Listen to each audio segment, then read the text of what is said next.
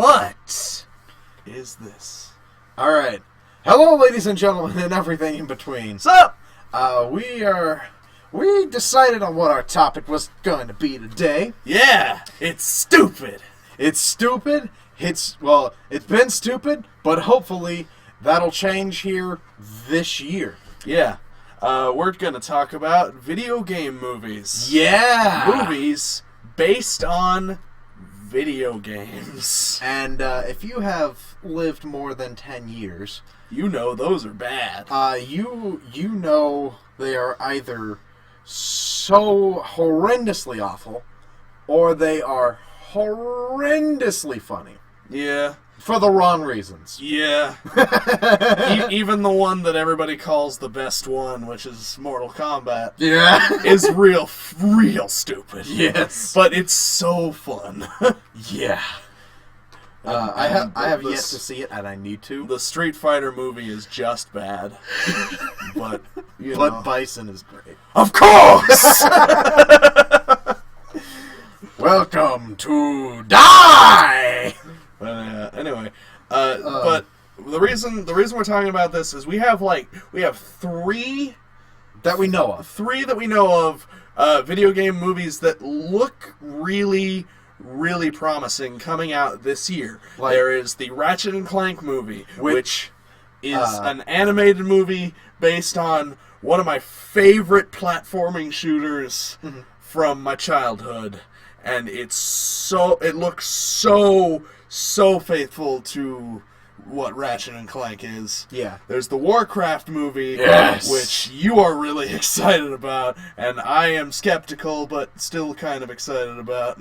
I think we're kind of flip-flopped with those first two movies. I don't know anything about Ratchet and Clank. You would love Ratchet and Clank. And from the aside from platforming, because you're bad at platforming, you would love Ratchet and Clank. But from the trailer, I feel like there are parts of this that I should be laughing at, and there are parts that I am laughing at. Yeah. But I'm not sure how that will translate into movie, and I do not have a PlayStation in order to play them games. Yeah. We'll see in that state. We'll see, but it looks very Ratchet and Clank, and that makes me very, very happy. When did you find out about that movie? I found out about that actually when they had a preview event for the game, which came out today. And apparently it's fantastic. That is what I've heard. Which I need to own that. I need it in my life. Yeah. But I saw a preview event for the game, I think about a year ago. Okay. And I heard that there was going to be a movie tie-in with it, which immediately I was like, why?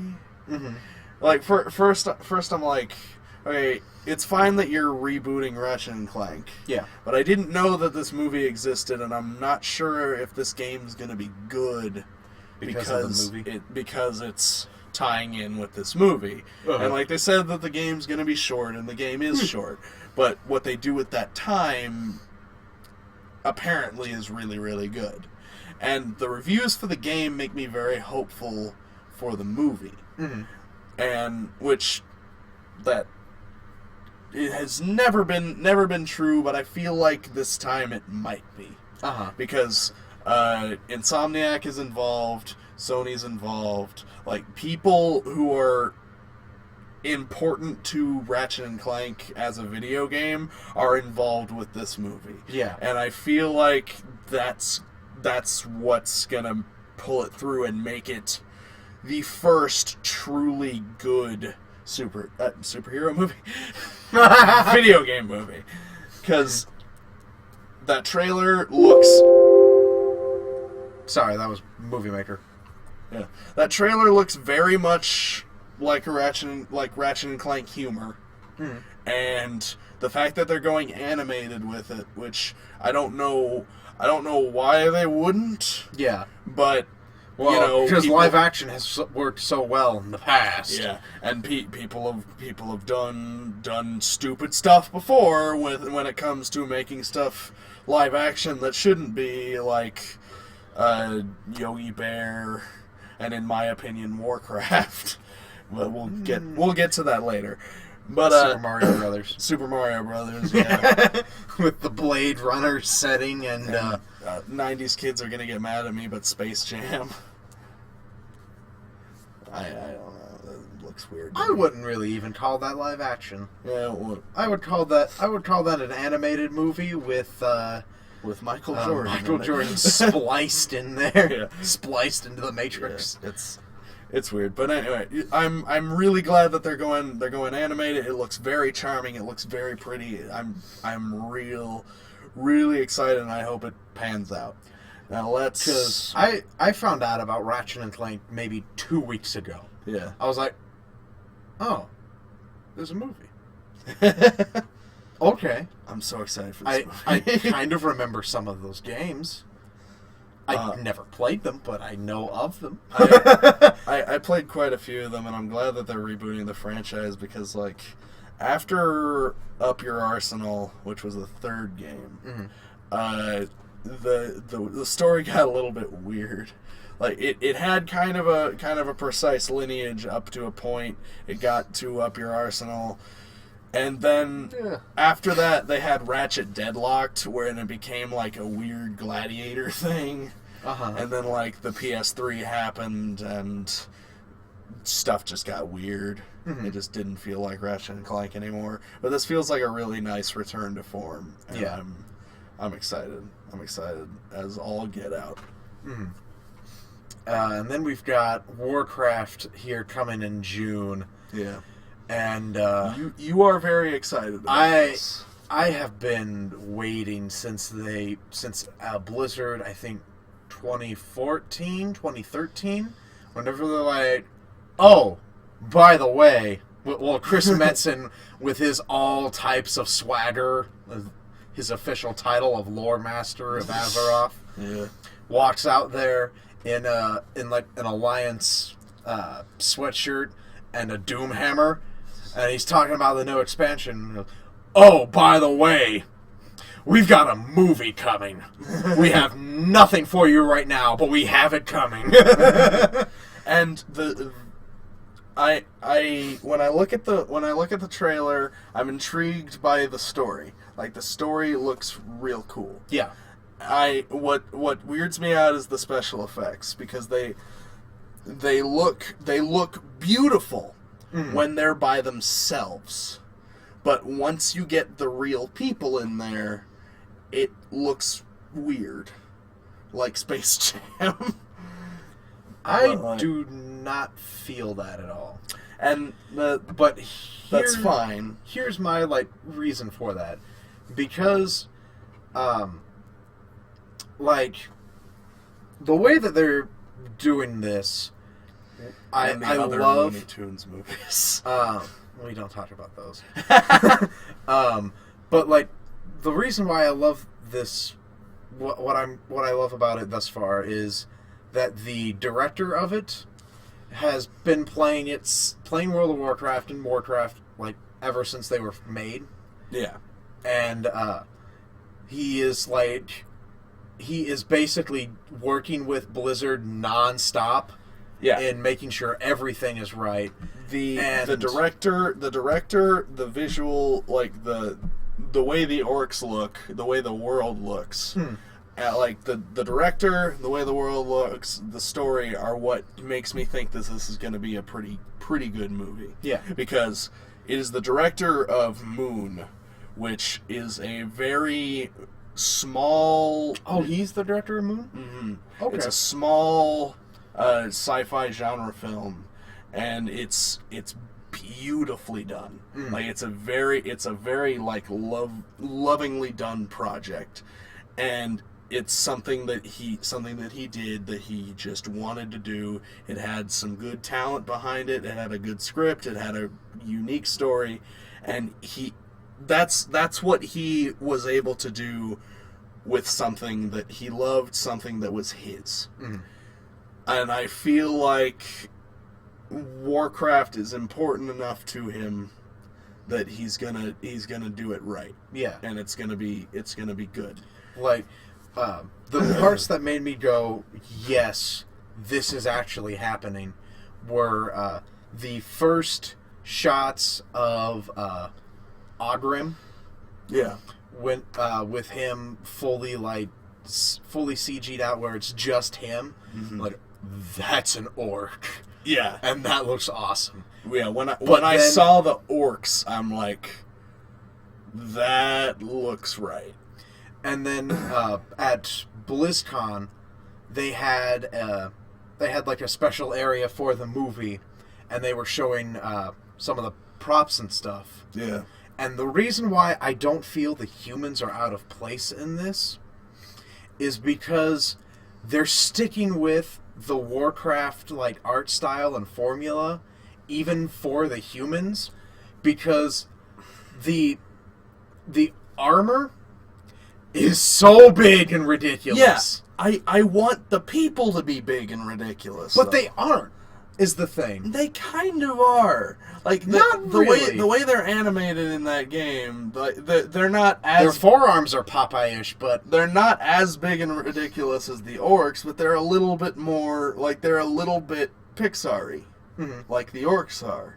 Like the characters in that game look they're a little bit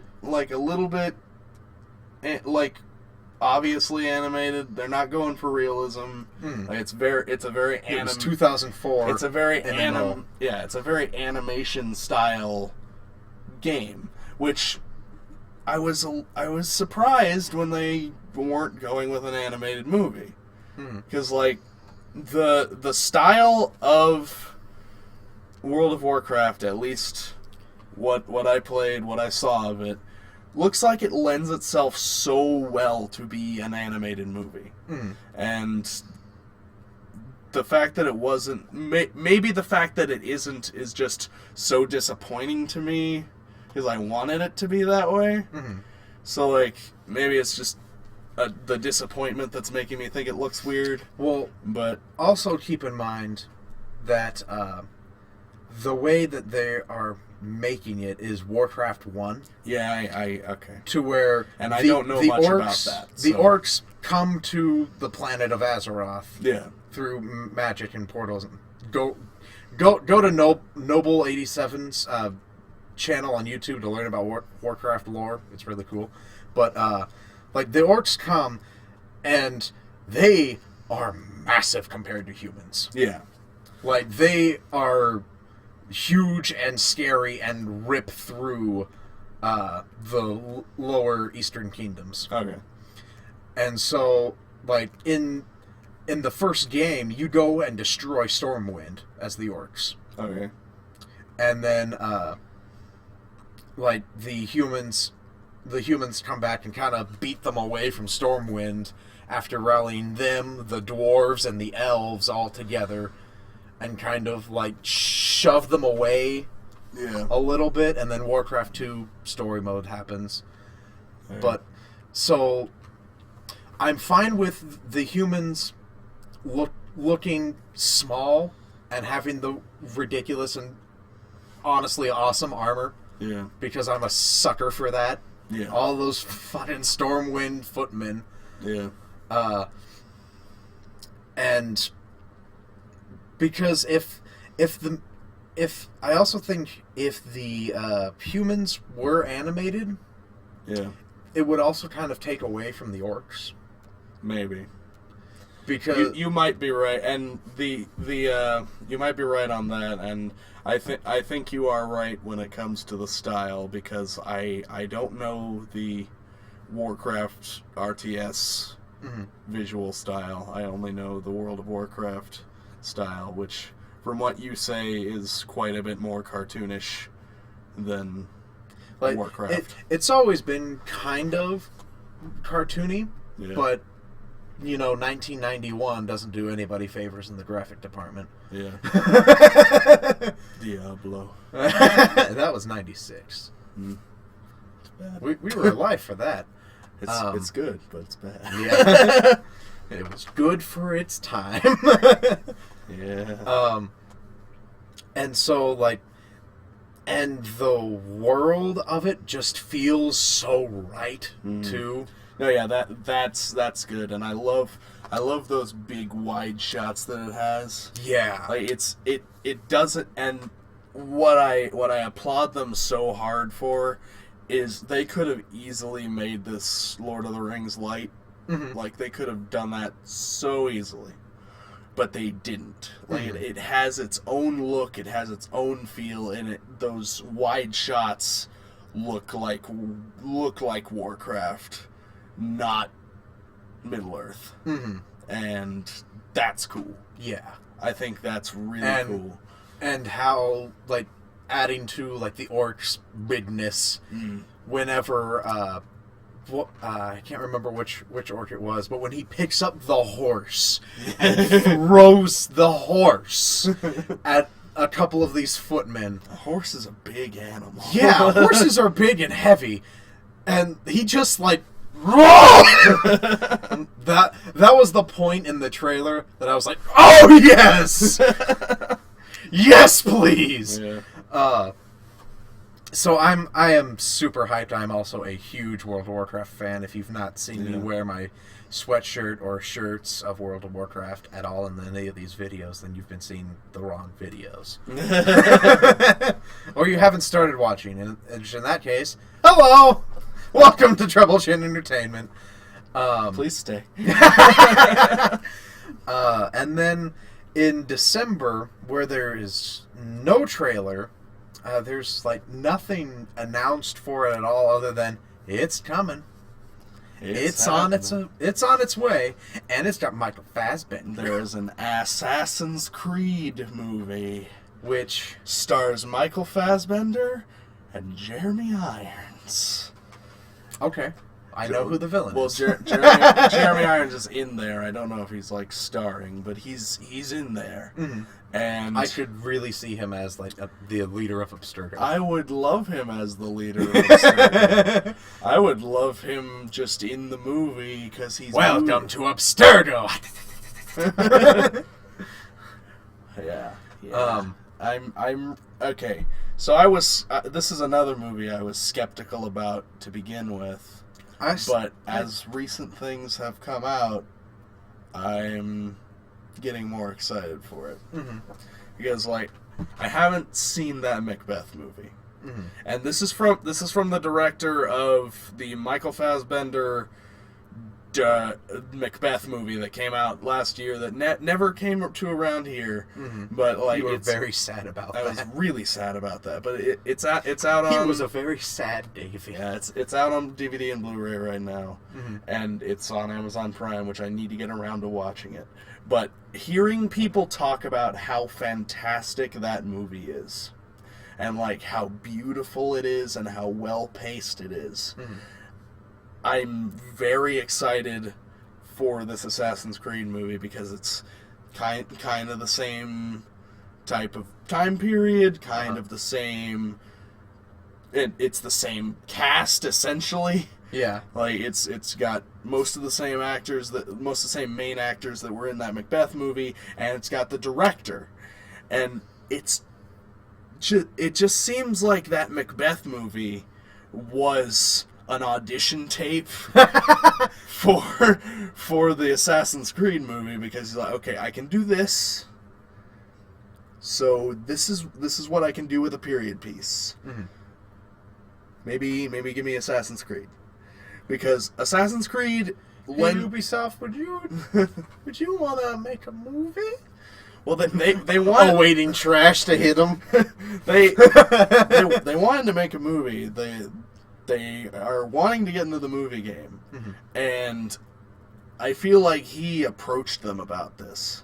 I feel like he was like, okay, I did this. It's not out yet, but I did this. Uh-huh.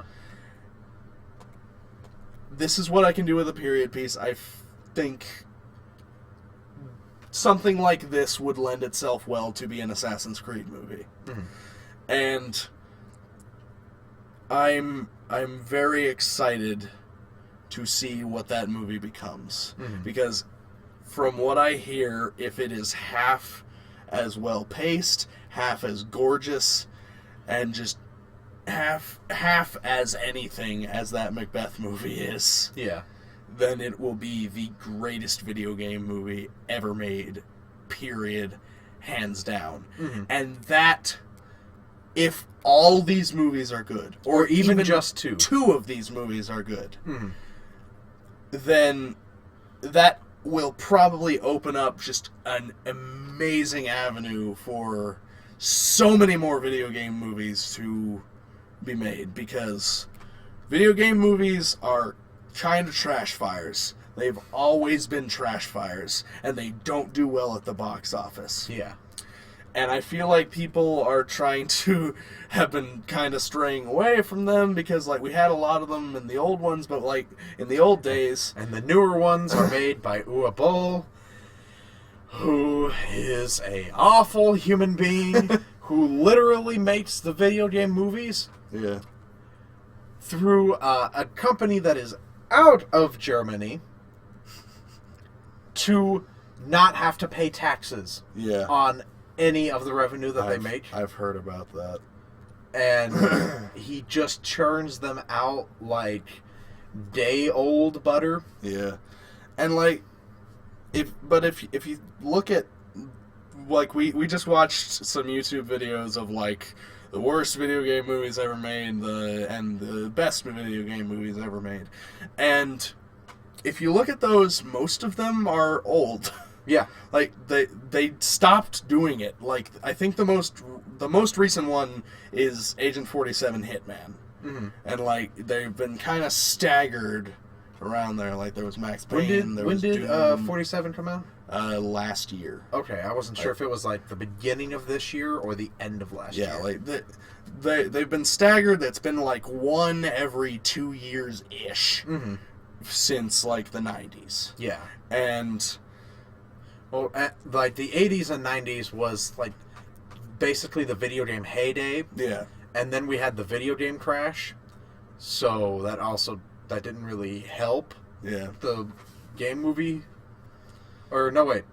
The video game crash came before Nintendo came out. Because Yeah. Nintendo happened, made video games big again, and then the movies happened. Yeah. The movies started with Super Mario Brothers. The Super Mario Brothers movie, which when the first ever video game movie is a complete trash fire, and probably considered one of the worst movies ever made in the history of cinema. It doesn't bode well for the rest of them. It does not bode well for the rest of them. When the best one is Mortal Kombat, and that's just a really stupid kung fu movie. Yeah. Well, I mean, there's really no bad, stupid kung fu movies if you think about it. There are a few that are, like, actually bad. Yeah, that's true. But they all walk that fine line between, like, they walk the fine line of stupid. And that line of stupid leans over into bad and leans over into good. Mm-hmm. And a lot of times it leans over this way. And it leans over into the good territory. A lot of times. And then there are like good kung fu movies that are just in the good, and like there's no stupid. Yeah. Like Enter the Dragon, I think. Yeah, I like a kung fu movie that's stupid though. Oh yeah. Like I kind of prefer that. I need to show you actually, Legend of the Drunken Master. Yeah, but like I kind of prefer that to an actually good kung fu movie. Because like a good kung fu movie is fine, but it just seems boring to me. I like that little wink wink nudge nudge. Mm-hmm. That little like that almost makes you uncomfortable, but you're like, yeah, all right. But it's I see what you did. I see what you did there. But like, yeah, it's fun. It's fun when you lean over this way. But a lot of times when you're walking that stupid line, you're gonna fall over. It's like, you're good, we're good, we're doing good. Oh shit! Yeah. That's how that works with all the Street Fighter movies. Yeah, and some of them more than others. Of course. If you don't know anything about that, that's the best part of Street Fighter. Yeah, the Bison. That's the one that's lit just called Street Fighter. Yeah. Okay. Yeah. And there's Street Fighter: Legend of Chun-Li, which is real bad. A treat, as I hear. That movie doesn't even critics. That movie doesn't even look like a Street Fighter movie. Like at least the Street Fighter movie looks like a Street Fighter movie. Mm-hmm. Like the characters look like Street Fighter characters. Yeah. In that they look real stupid. Guile's hair isn't big enough, but yeah. Yeah. In that they just look ridiculous. But like the Legend of Chun-Li, they look like people, and I'm just... Yeah. This isn't Street Fighter. I don't even care about Street Fighter, but you fucked up. That was our first swear of the episode. No, I don't think there so. was oh shit. Anyway, there were a few more before that, but nobody cares. Yeah, no. But, we swear. We swear. We swear. I want to talk about Doom for a second. All right, here we go. So, man, if that was in the movie, yeah, that would have been if that great. song was in the movie, if anything about Doom was in the Doom movie, besides the BFG, would have been beautiful. But it wasn't, and it was ugly and bad. The first time I ever watched this movie, and this was like one of my first like real violent R-rated movies. It was like I'd seen like some comedies and like other stuff before this, but like my parents were like, "Yeah, go ahead and watch Doom. It'll be fine." It's got The Rock. What could happen? Because I was like, I wanna play this game when I'm old enough, and like I kind of want to see this movie because it's about that game that I want to play. Mm-hmm. And like I watched the movie. Can I have 15 minutes on Doom? No. But I watched this movie, and like I watched it by myself on a early HD television, mm-hmm. which early HD televisions did not understand what lighting contrast was. Yeah. So in a movie like Doom, it's just pitch black. Yeah. Pitch black. So I'm watching this movie, and I can't see anything. Yeah. And I thought that movie was pretty alright. But then I actually watched it. And then you played Doom. Yeah, and then I played Doom, which once I finally played Doom, I'm like, oh, this is fun. This fun. Has color. This is fun. And that movie is not colorful and not fun and not good. The acting, which there are 3 good actors in that movie. The Rock. There's Carl Urban, Dwayne "The Rock" Johnson, and Rosamund Pike. And I love all 3 of those people. I hate them in this movie. Yeah. Because The Rock is hammy as all hell. Well, this is also... Well, keep in mind, this is early Rock. Early Rock. He hasn't really learned how to act yet. Which, like, before Doom, I think he had Walking Tall. Yeah. And a comedy movie... a comedy action movie that he co-starred with some other dude in the jungle. I don't remember what it was called. I think Mark Wahlberg's in that movie. He might be the comic relief dude. I can't remember, but that movie's terrible. Yeah. Yeah, but so that was his acting experience outside of WWE. Yeah. And WWE, my lord, dude, The Rock is the ham. Yeah, he is the people's champion. It's very. I will drag your ass down Jabroni Boulevard, chuck you into the SmackDown Hotel, and lay a rock bottom on all your roadie poo candy asses. Now, if you're some man with The Rock is cooking. You ran out of breath there. Yeah. I do not have The Rock's lung capacity. The Rock. And I love The Rock. I don't know of The Rock's wrestling career because I don't watch wrestling. I grew up on wrestling. Yeah, but like I love The Rock.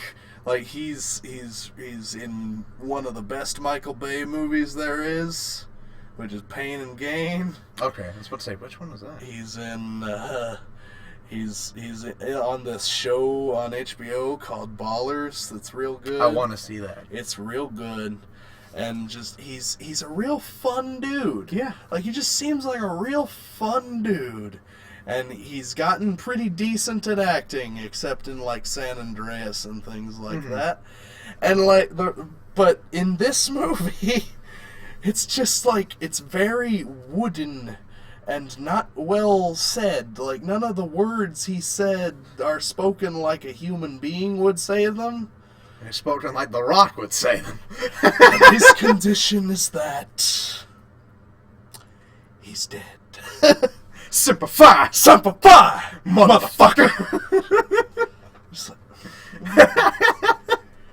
what are you doing, man?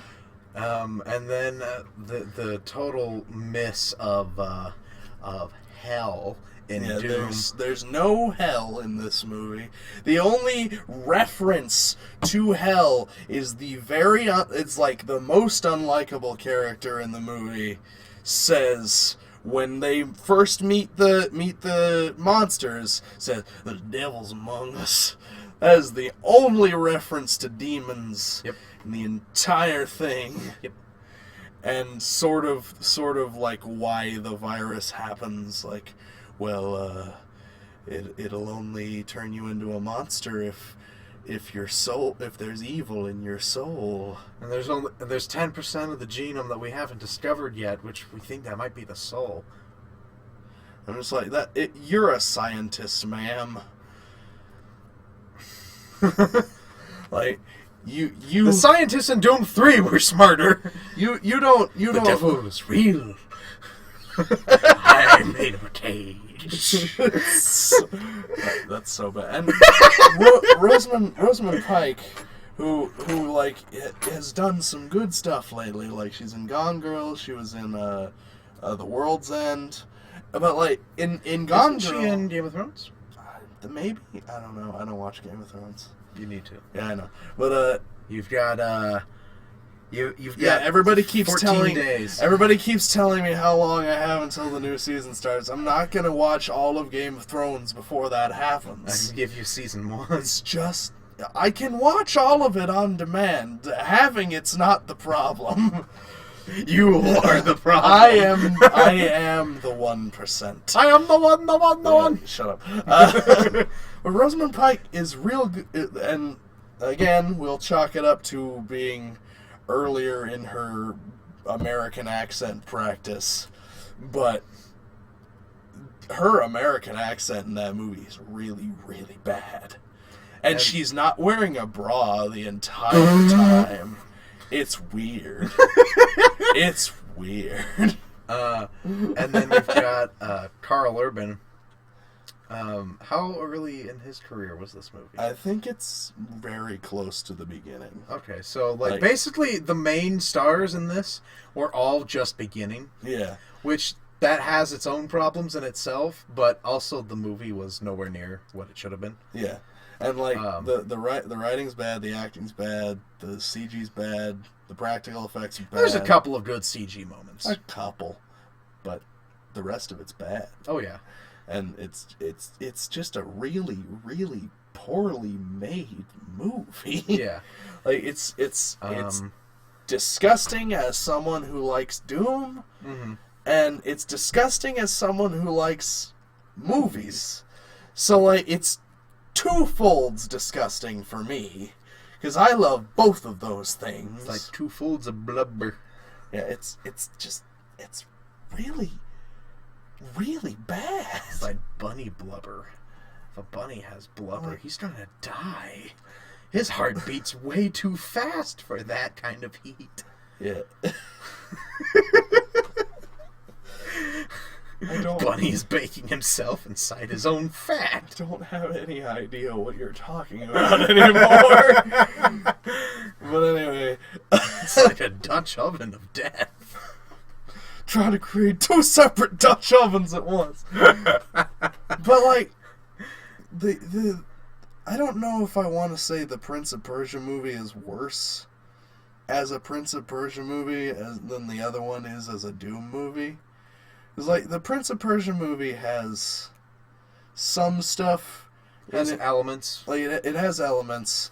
Like the acting is okay. The production design is good. Yeah, like I haven't seen all of Prince of Persia. I saw parts of it because it was just like on. You only need to see parts of it. But the setting and the world of Prince of Persia is beautiful. Yeah, it's a very pretty movie. It has the parkour, and like the elements are there for a good Prince of Persia movie. Like everything visually, the actor's all right. But like, you know, why is the whitest man in the world playing the Prince of Persia? But who knows? But like, Hollywood doesn't know how race works. Yeah, Hollywood doesn't understand colors. But the thing we'll that have the Scottish man play a god of Egypt. Yeah. But the thing that bugs me the most about the Prince of Persia movie is like the story of Prince of Persia: The Sands of Time is not bad, and it's like, but it's very dark, and it's probably darker than they could have made a PG-13 movie. Maybe that's the reason, but the story's not terrible, but like I could have let all that go if like the time dagger wasn't used like just so criminally underused. Like it wasn't. It plays almost no part in the movie except to like demonstrate what it is from the start, and second to get to the convenient ending, which I will give them is similar to the actual ending of Prince of Persia: The Sands of Time. That is similar. That is about the only narrative thing that is similar. But like the dagger like is supposed to be like this like little trinket that the prince found that nobody else knew about, and like there's supposed to be this like kind of like evil sinister dude who's like controlling the king, like, we need to find this relic. We need to find the relic. We need to get the sands of time. And like the king gives the prince the dagger as a gift because he doesn't know that it is the key to everything. But the other guy's like, we got to destroy him. And they unlock the sands of time. All hell breaks loose. There's sand zombies. It's a grandiose old time. None of that happens in the movie. No. There are no sand zombies. There is nothing scary about that movie. It's just kind of dumb. Yeah. And that... I think that's where Hollywood kind of views movies still, well, video games still. They're just kind of dumb. Yeah. Like, even, cartoons and whatnot that'll have video game episodes. Yeah. They're still portrayed as these dumb things that kids do. Yeah. And that's not a thing anymore. Like, we're living in a world that is post The Last of Us. We are living in a world that is post BioShock. We are living in a world that is post Halo 4. Halo even. 4. We're living in a world that has video games that tell very interesting stories. We are living in a world where video games are not just one singular type of thing anymore.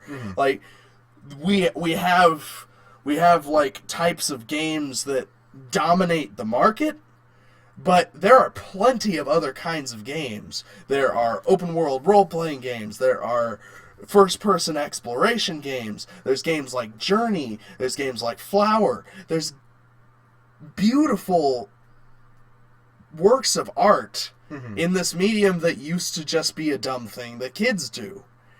And yes, it's still a dumb thing that kids do, but there are so many adults that are getting on board with this, and there are women that are playing games now, which they've always been, but it's never been like public. Really. Like they were.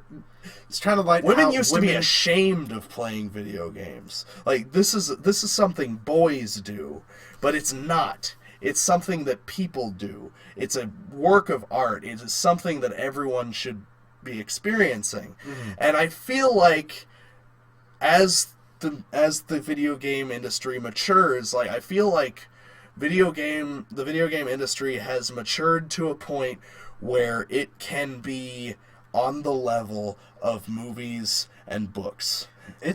When it comes to storytelling and art. It can go deeper than that, though. Yeah, because it has that it chooses to, yes. interactivity. Mm-hmm. Like as we're playing The Witcher 3 separately, and he can play it a lot more than I. But like the storytelling aspect of that is incredible. Yeah, because and there's so many choices to be made.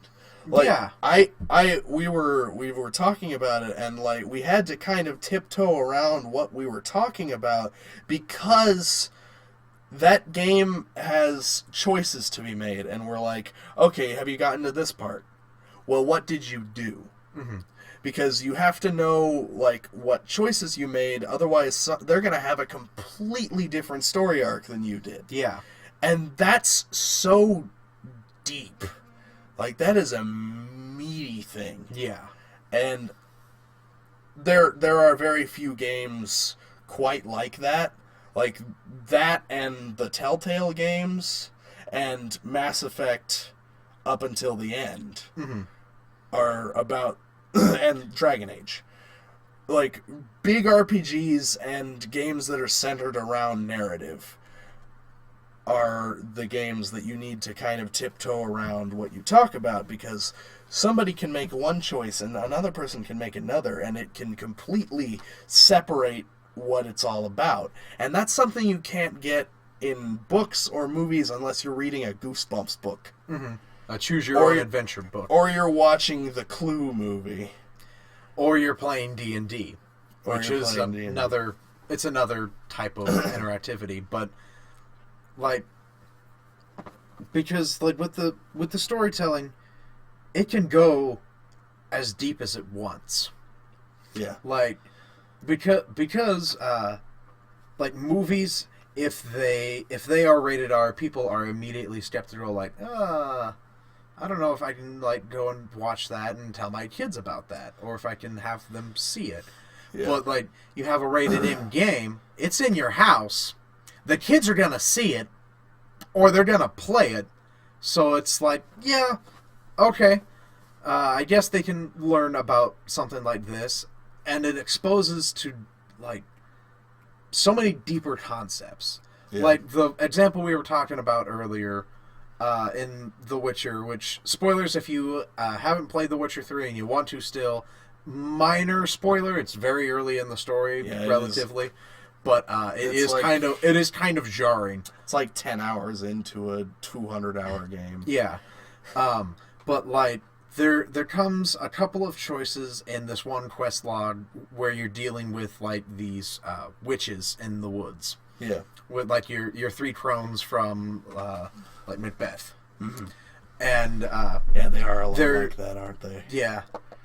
That's immediately what I thought. They're very scary. Yeah. But, like, they have you go and get rid of this, like, spirit that's messing with stuff that deals with their worshippers and whatnot. And so you go, and it's a druid that had basically been, like, molded into the tree, and it gives you a choice of whether to kill it or to set it free. And if you set it free, she promises to... they promise to save the children from the three crones.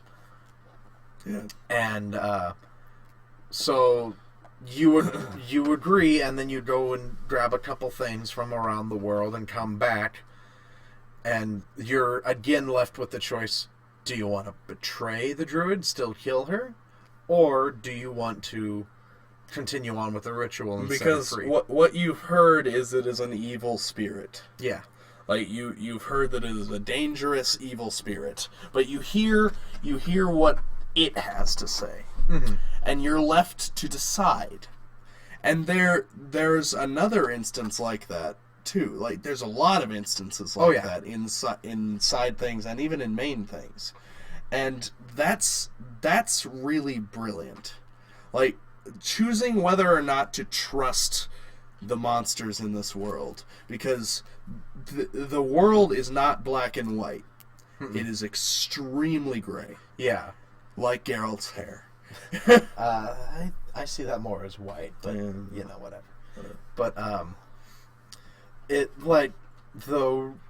And then, like, if you save the children, well, whenever you come back to, because turns out the woman under the crone's control is the Baron's wife, whenever you go back for her, if the children are gone, they turn her into, like, into a water hag, and, you try to lift the curse, but it just ends up killing her anyways.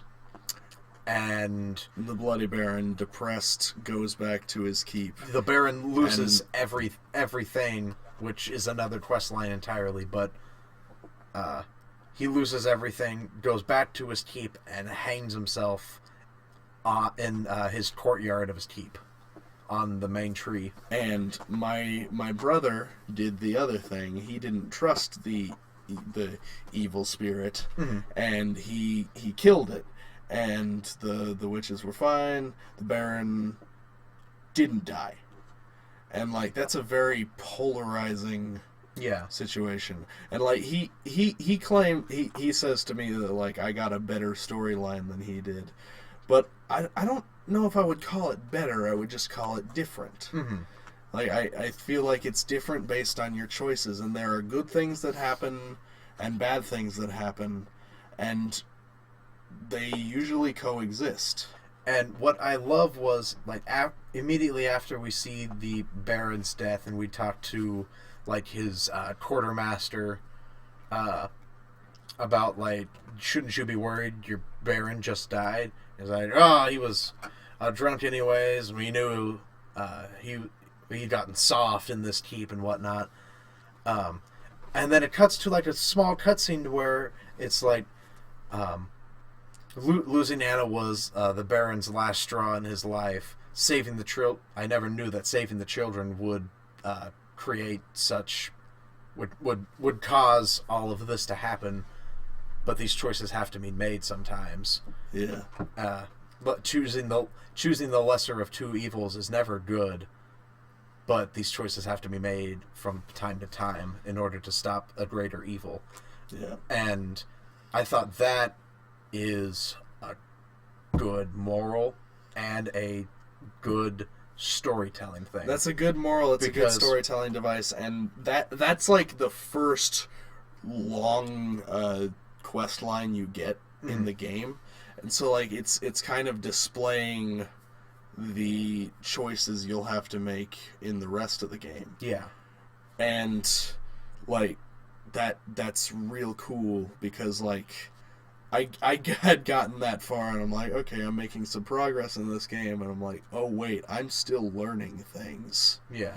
I'm still learning about the way this world works, the way the choices work, how much weight the choices have. And it's an incredible, incredible game. And when we live in a world where games like that exist, where games like Metal Gear Solid 5 exist, where games like The Last of Us exist, where games like Uncharted exist, where games like Journey, The Wolf Among Us, The Walking Dead, all these things... Back to the Future of the game. Back to the Future of the game, like storytelling video games, games that are venturing to tell a deep narrative, or an interesting narrative, regardless of whether it's deep or not. Because the Uncharted games are action movies, but they feel like a real good Indiana Jones movie. Like they're real fun to play. They're real fun. I would love to play through. the Uncharted games. They are incredible, and there's so much maturity that is coming out of this industry that the past pales in comparison to the world we live in right now. And I'm so excited to see what's on the horizon. I'm so excited to see if video game movies start to be as good as movies based on books. Mm-hmm. Because, like, yes, you have movies based on books that are not good. They kind of disrespect the book. They don't... 50 Shades of Grey. 50 Shades of Grey, Abraham Lincoln Vampire Hunter, Pride and Prejudice and Zombies.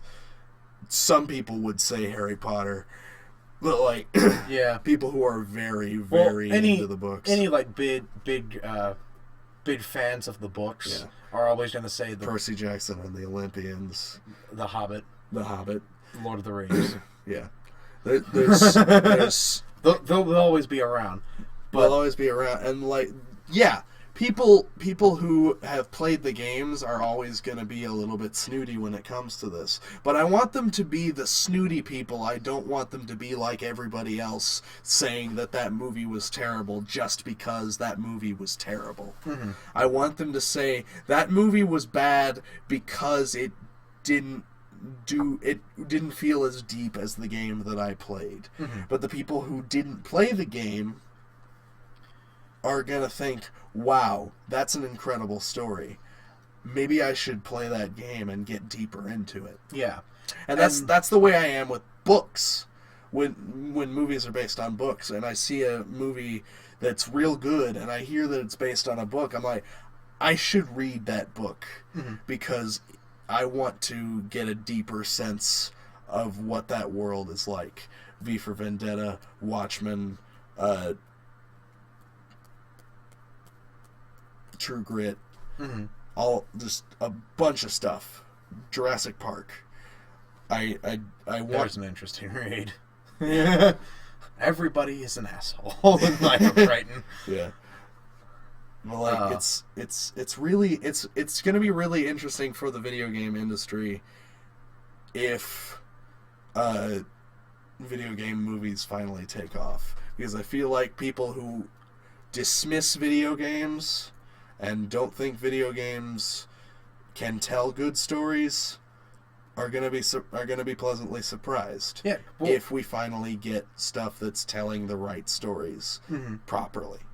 I want to bring up a point that one of the videos that we watched made a very good point that comic book movies, which are kind of, the thing right now, beforehand were shit. Yeah, were awful.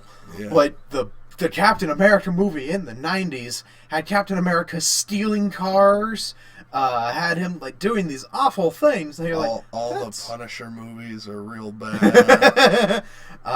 Blade 2 and Trinity are pretty bad. Yeah. So the comic book movies have been bad, but nowadays they're so good that comic sales have gone up. Yeah, they're like the thing. And then like with along those lines, if Ratchet and Clank, Warcraft and Assassin's Creed like all work and all come out in the same year, it could be like we'll say like Ratchet and Clank with its quirkiness, fun action is like Iron Man. Yeah. And then Warcraft would be like the Incredible Hulk. Yeah. And then Assassin's Creed could be your, like, I guess Iron Man 2. To where it got darker, grittier. I feel like Iron Man 2 got sillier. Parts of it, in some respects. Yeah, that's true. But I guess you can... No, what's Thor? I guess you could call Assassin's Creed 2 almost like Captain America, just before we got to the Avengers. Yeah. So like, if these all work, it could basically explode like the comic book movie industry did. Because I feel like Ratchet and Clank is like hinging on us getting like. Jack and Daxter. Maybe a Jack and Daxter game, a movie, or like just it's hinging on like kind of the kiddier games getting animated movie things. I feel like Assassin's Creed is gonna definitely bring us a Splinter Cell movie. Yeah. If it works out. Well, also Ubisoft. Yeah, if Assassin's Creed works out, we're probably gonna get a Splinter Cell movie, and hell, we might even get a BioShock movie. It's like that's still falling into that alternate history thing that they were hinging Watchmen on. Yeah, we talked about that in our Deadpool video. Yeah, go watch that. Watchmen was an alternate history movie, but it was also an R-rated comic book movie. So it was dead in the water on two fronts. And because people don't really like alternate history, and people really don't like R-rated comic book movies, at least in that time. Yeah. Because now Deadpool's one of the highest grossing movies of the year already. Yeah. But Watchmen, like, they were saying, like, if Watchmen does well commercially, maybe we'll do a BioShock movie. And I feel like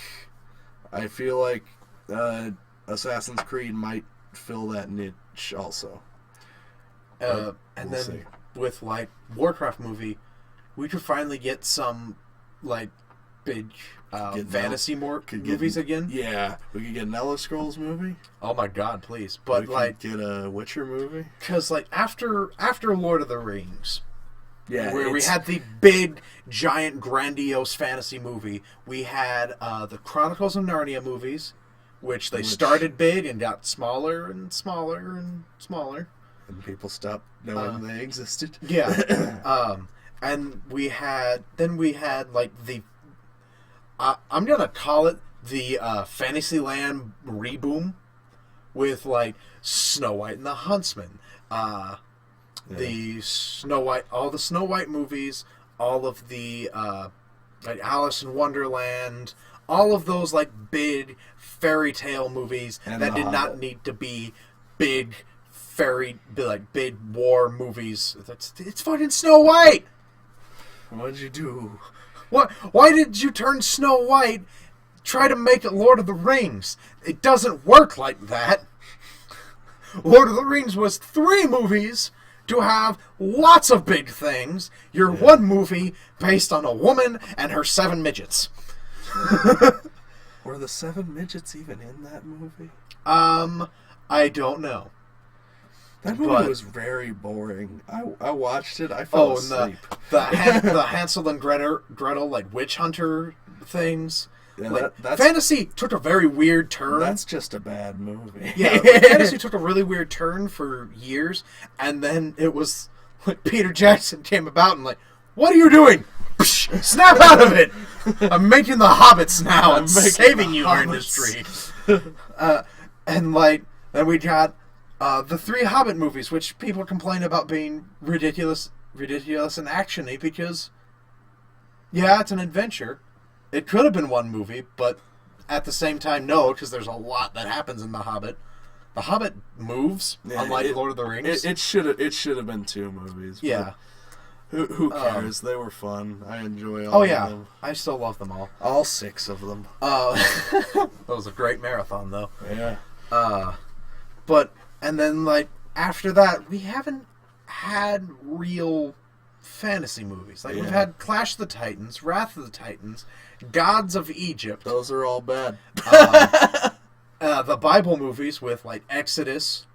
Exodus was bad. Yeah. I feel like there was another. Oh, Jonah. And Son. Which are these, like, big... Son of God. Grandiose things. They didn't need to be. Yeah. And I feel like if Warcraft comes along and goes, look, guys, fantasy isn't the Bible war. It isn't your fairy tales redone to be Lord of the Rings. Fantasy is silly. Fantasy is fun, ridiculous looking, and massive. Yeah. Like, it's massive when it needs to be. Mm. Not with your classic Disney fairy tales with a little bit of army. A little bit of Total War. Yeah. No. Warcraft. It's in the title. I'd like a Fable movie. Fable could be a really fun movie. Yeah. That could be hilarious. Oh yeah. Like that, if they would definitely go funny with that. Oh, they. I would say they almost have to. Oh yeah, and I hope that movie's animated because the style of Fable is very animated. Yeah, that would be fun. Let's see, like what else could we get in kind of like the final stretch of this video as it's now an hour. Yeah, I definitely want a BioShock movie. Oh yeah. Whether it is whether it is Columbia or Rapture, I would be happy. Yeah, I feel like Rapture might sell better. Probably because Rapture's horror, and horror sells very, very well. Yeah, well, and Columbia kind of has this issue with the racism. Yeah, but I'd like a BioShock movie. I'd like a Dead Space movie. That could be good. Yeah, that could be good. I was saying earlier, Hollywood, get on it. I was saying earlier how like I hate horror movies, but like I love horror games, and I feel like those games could lend themselves to be really kind of haunting experiences when it comes to like being movies, if done properly. Yeah. But like I would like that. I kind of want that Halo movie. Well, we've kind of been getting those. Yeah. With the Halo cinematics. Yeah. But also like with each new Halo game, there has been either like a mini series or a movie. Yeah. Or a mini series that turns into a movie. But like Forward Unto Dawn, I really liked. Yeah. That's a good one. The one for Halo 5, I liked it because it was the Fall of Reach book, which I read before Halo Reach came out, and I was kind of disappointed and mad with Halo Reach because I'm like, but you have this book, and it's a really good book. Yeah, do the book. I get that, and I like that argument better than the. It's not faithful to the book, because I'm like, well, Halo is a video game first. Oh yeah, like this is what the source material is. Well, like yeah, they had that book. They could have gone. Yeah, that book came out after Halo 1 came out. Yeah, like there was the Fall of Reach, First Strike, the Flood, and then the Flood, which was basically Halo. The Flood was the story of Halo 1. Yeah, but to round this out, I would love a Gears of War movie. I think that could work definitely. I would love a Gears of War movie. Like if they give me the tone of the Expendables with cool looking monsters. Yeah. That's what I want from a Gears of War movie. What do you want to see? I would love to see a StarCraft movie.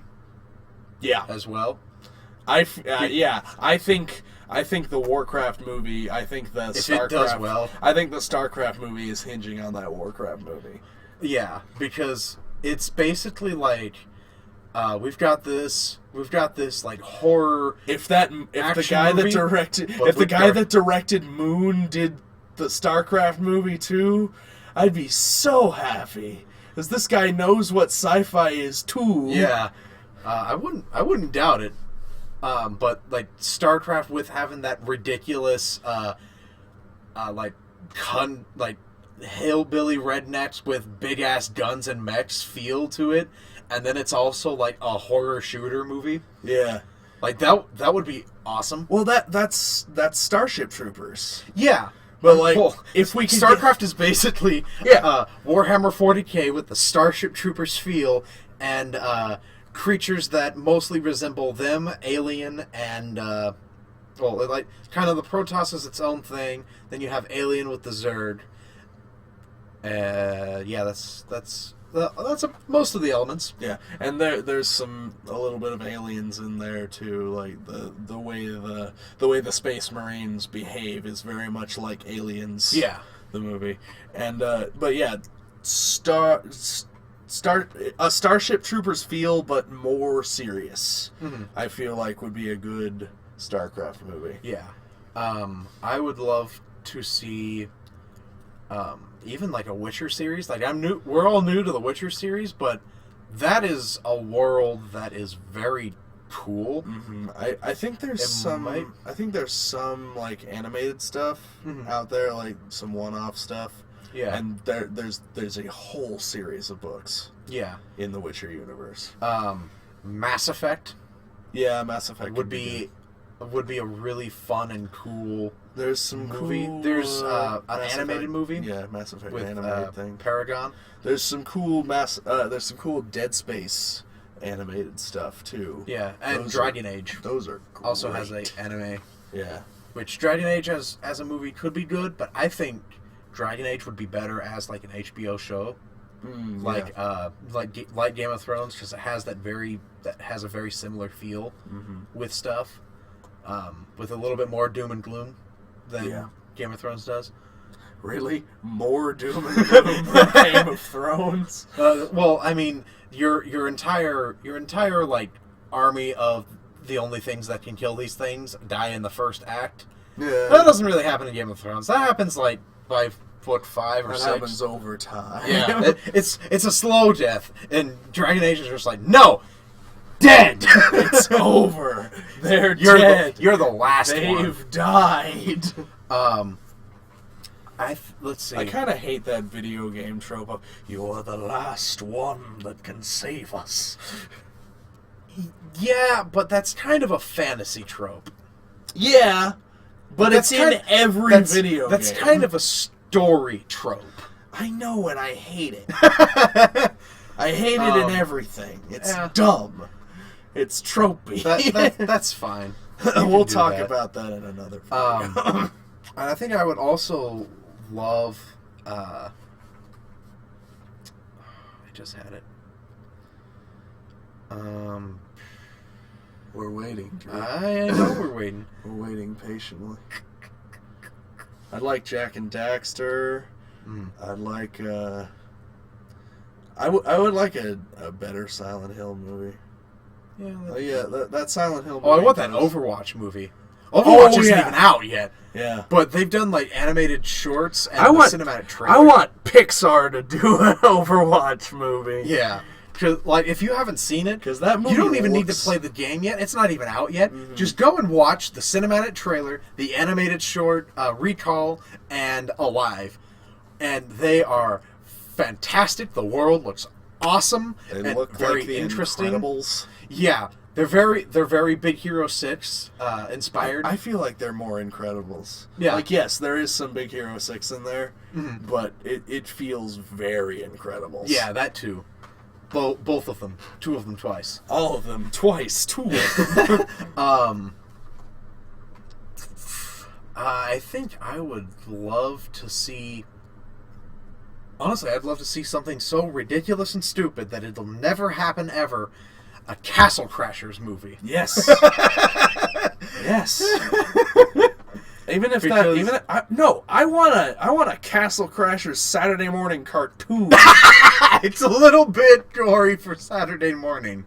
I don't care. They can tone that down and not lose the charm. Like the charm in that game, not unlike Alien Hominid. Like Alien Hominid, the charm is the gore, but Castle Crashers not so much. Like it is a little bit gory, but you can tone that down and not lose anything. Yeah, and I want that. Yeah, today. Newgrounds, get on that. Or I mean, put it on Adult Swim if you absolutely must. But like that belongs on Cartoon Network. Yeah. Especially the way Cartoon Network is right now, yeah. But, like, Castle Crashers would be really fun. I think also... I just had it. I want a good Prince of Persia movie. Oh, Half-Life. Half-Life. Okay. Half-Life movie? That could be some good shit. As long as they don't make Gordon Freeman talk. That's Hardcore Henry. No. No, because yes, it would have to be slower. Yeah, but which they could easily do. Because Hardcore Henry doesn't talk. Yeah, which probably won't happen because Hardcore Henry is apparently bad. Well, is Larry exploding again? No, it's not Larry. Oh, okay. Turn that blue light off. Yeah, that's what it was. That's why that phone's there. Yeah. I think, what was it? I'm trying to think of all the games. Oh, a Fallout game or movie? Yeah. Well, alongside with like Elder Scrolls as well, both of them. I want the Elder Scrolls movie, but I feel like a TV show. I feel like Mad Max is the best Fallout. This is movie true. We're gonna get ever. Yeah, that's definitely true. But I do think if it ever did happen, a Deathclaw on the big screen would be the scariest thing to ever happen in existence. But like, what would it be about? Because like the narrative, gotta find a family member. Well, yeah, that's bad though. Like, yeah, in the Fallout 1, in the games, that's bad. Fallout 1 actually had a very good narrative. Okay, for once. I'm not sure about 2. Fallout Tactics was kind of the Brotherhood of Steel taking over the United States. When it comes to Kansas City is a map. Yeah.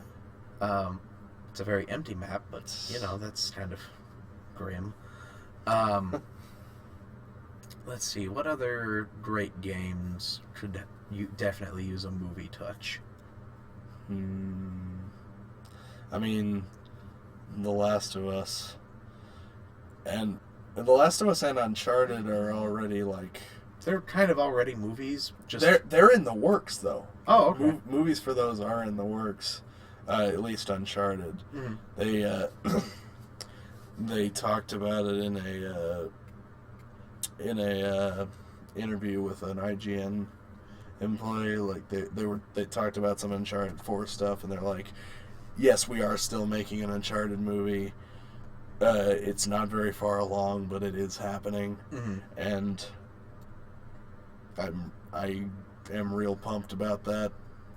In this revolution of video game movies that we're getting, so surprisingly, because it's kind of out of nowhere.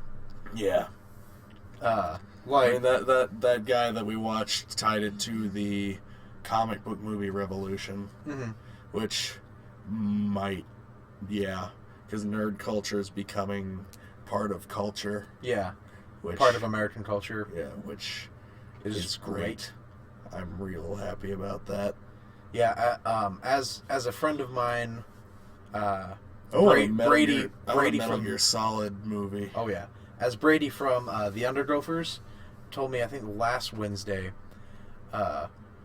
he was talking about how nerds today and nerds when he was growing up are two totally different entities. Oh yeah, because like a nerd today is just like another person. Yeah, like everybody is almost a nerd now. Yeah, where nerds are everywhere. back in his day, if you were a nerd, you had to hide that. Otherwise, people would beat you up, steal your lunch money, and if they found your D&D books, they would burn the books and you on the stake, on a big ass 72-ounce stake. Yeah, not a big wooden one, just a big American stake.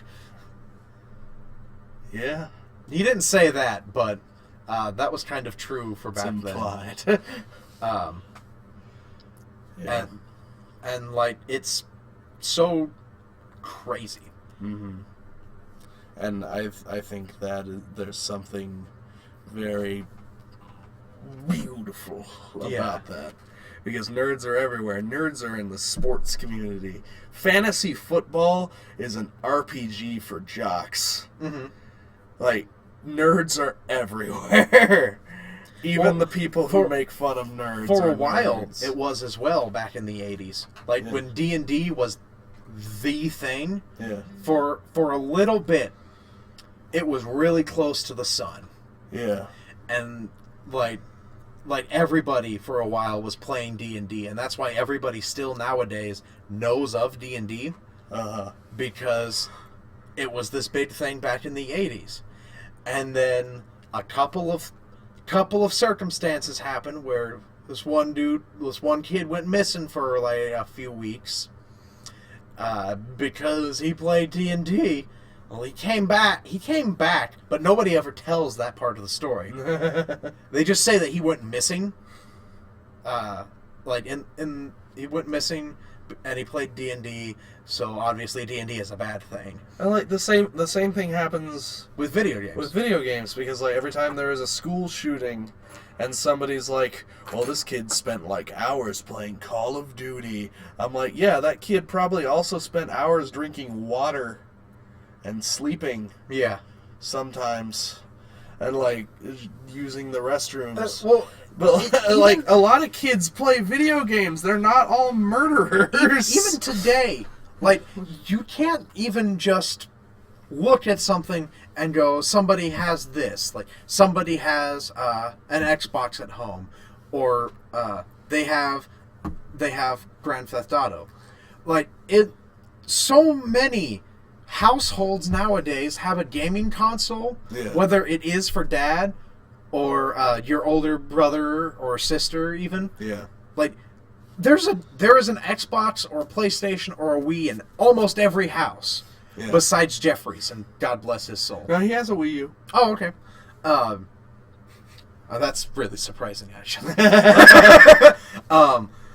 But like every house has a video game console nowadays, and like saying that, like he shot up the school because he plays Call of Duty is ridiculous. It's like you said, he also drank water and slept and Mountain Dew and ate macaroni and cheese, but no one's flipping their mind over that. He read books. Books are dangerous too. Yeah, like this one person was. One person claimed that he was addicted to World of Warcraft. Oh, everybody who plays World of Warcraft is addicted to World of Warcraft. No, they just are playing what they love. If you take away football from a football fan, you're gonna get murdered. With their Raiders shoulder pads that they are wearing, they're going to tackle you through the wall. They are going to impale you. They are going to raid you. They're going to impale you on their shoulder pad spikes and keep your head there as a trophy to every football game that they go to now because you've taken it away from their TV. Like, people do that commonly for different things, and they're just like, oh, whatever. This person drinks 12 cups of coffee a day. It's fine. The craziest... They can have their coffee. But if a person is playing a game more than usual, then people think, oh, they're addicted, and they need to take it away from them in order to, like, fix them. The thing that's crazy about it is, though, like, they're tying these things to Call of Duty, Grand Theft Auto, Halo. They're tying it to games that are like incredibly well-selling video games. Yeah. Like Call of Duty Black Ops 2 was like the best-selling entertainment thing ever. Mm. Grand Theft Auto 5 was the best-selling video game ever. It's in so many homes. Yeah. This one guy killed some people. He had some problems. Yeah. They were not video game centric. No. In fact, most of the time, video games are used as their, like, vent for shit that goes on, like, either in their home, at school, If they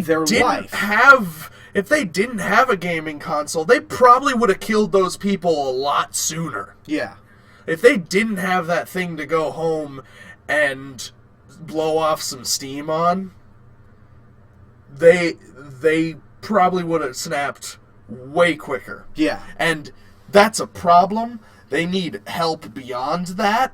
But that's not a problem with the games. That's a problem with their parents. With parents and that person's lives and circumstance. Yeah. Because, like, none of those cases are all the same. Yeah. Like, there are different things that happen for each of those people that come into play. And yes, there are people who, like, lose track of what is game and what is reality, but those people are called insane. Those people are not called gamers. Those people are called crazy. Yeah. And even for those that, like, take games too seriously or too far, it's just like sports. Yeah. Like, every time that your dad yells whenever your team's quarterback gets sacked, he screams as loud as he can. There are dads on opposite sides of high school football games that will beat the shit out of each other. Verbally. Physically. For no fucking reason. Just because. Sometimes just because. Yeah. Like, violence isn't the problem in video games. It's simply the violence of people's upbringing. Yeah. Like, this has gone down a weird rabbit hole. Yeah, I think we should, I don't think we should stop, though, because this is a good conversation. Yeah. This is just the first podcast, I guess. We'll just keep talking until we're done. But, like, the violence in games, like, yes, there is a trend that, like, school shootings and other acts of violence have gone up since then. But it did as well with, like, 80s action and whatnot. Yeah. Like, because 80s action movies, if you don't remember, were all rated PG because R was very selective. Yeah. In, like, oh, this has, like, tits and penis and vagina, and no, you kids can't see that because that's damaging. We can't let your kids walk in. 16 Candles has just tits right in front of the screen. That's PG. Yeah, because it was a very different time. Like, tits only is okay. Yeah. Tits and dick is too much. It's too much. It's very brief, but it's there. And, like, and in your face. As well, like, you have these, when, like, if you look at it from one way, which is our ridiculous nonsense of, like, Total Recall, his eyes are bulging out of his skull because of the vacuum of space. Yeah. That looks silly and ridiculous. That's dumb. And then you look at it again, and you're like, oh my god! He's about to explode. Yeah. And, like, I was watching the old Evil Dead movie, the first Evil Dead movie. Yeah. And that's a very low budget movie, and the special effects are not great.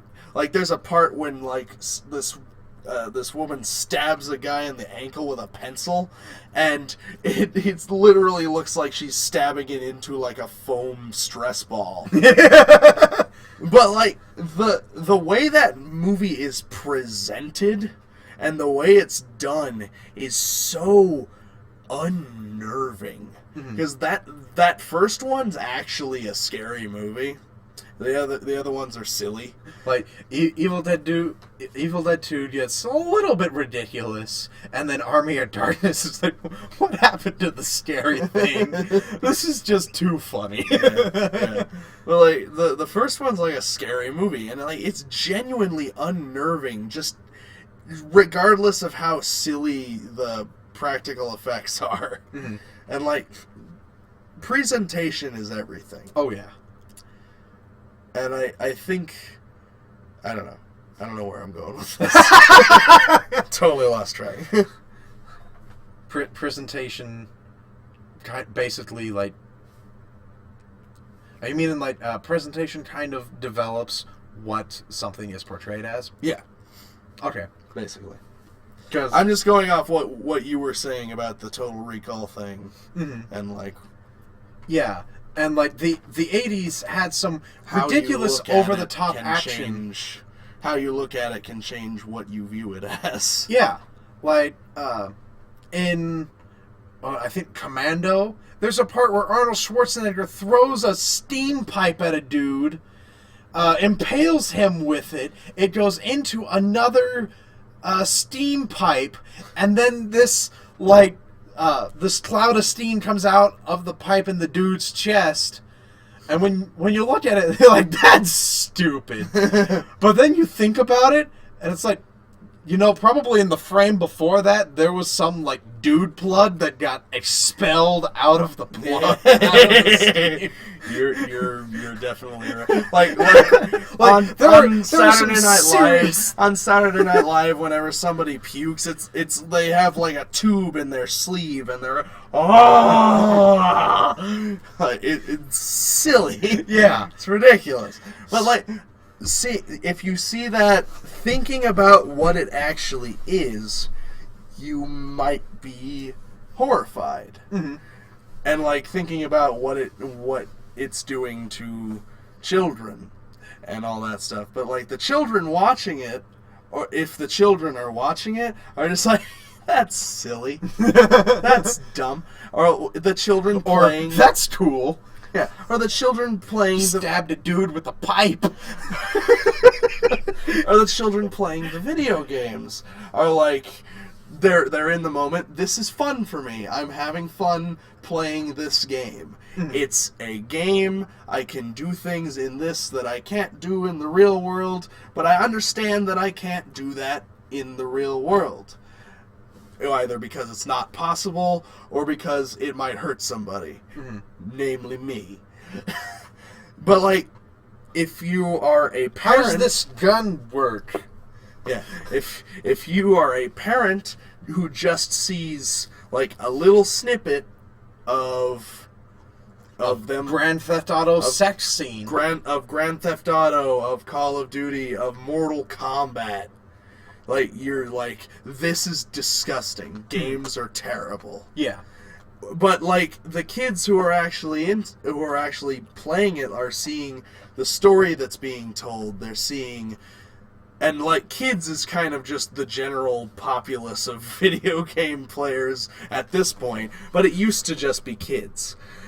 But, like, you get the people seeing a snippet of it, and it's like catching a snippet of a very violent movie. If you don't know what's going on, you just think it's appalling.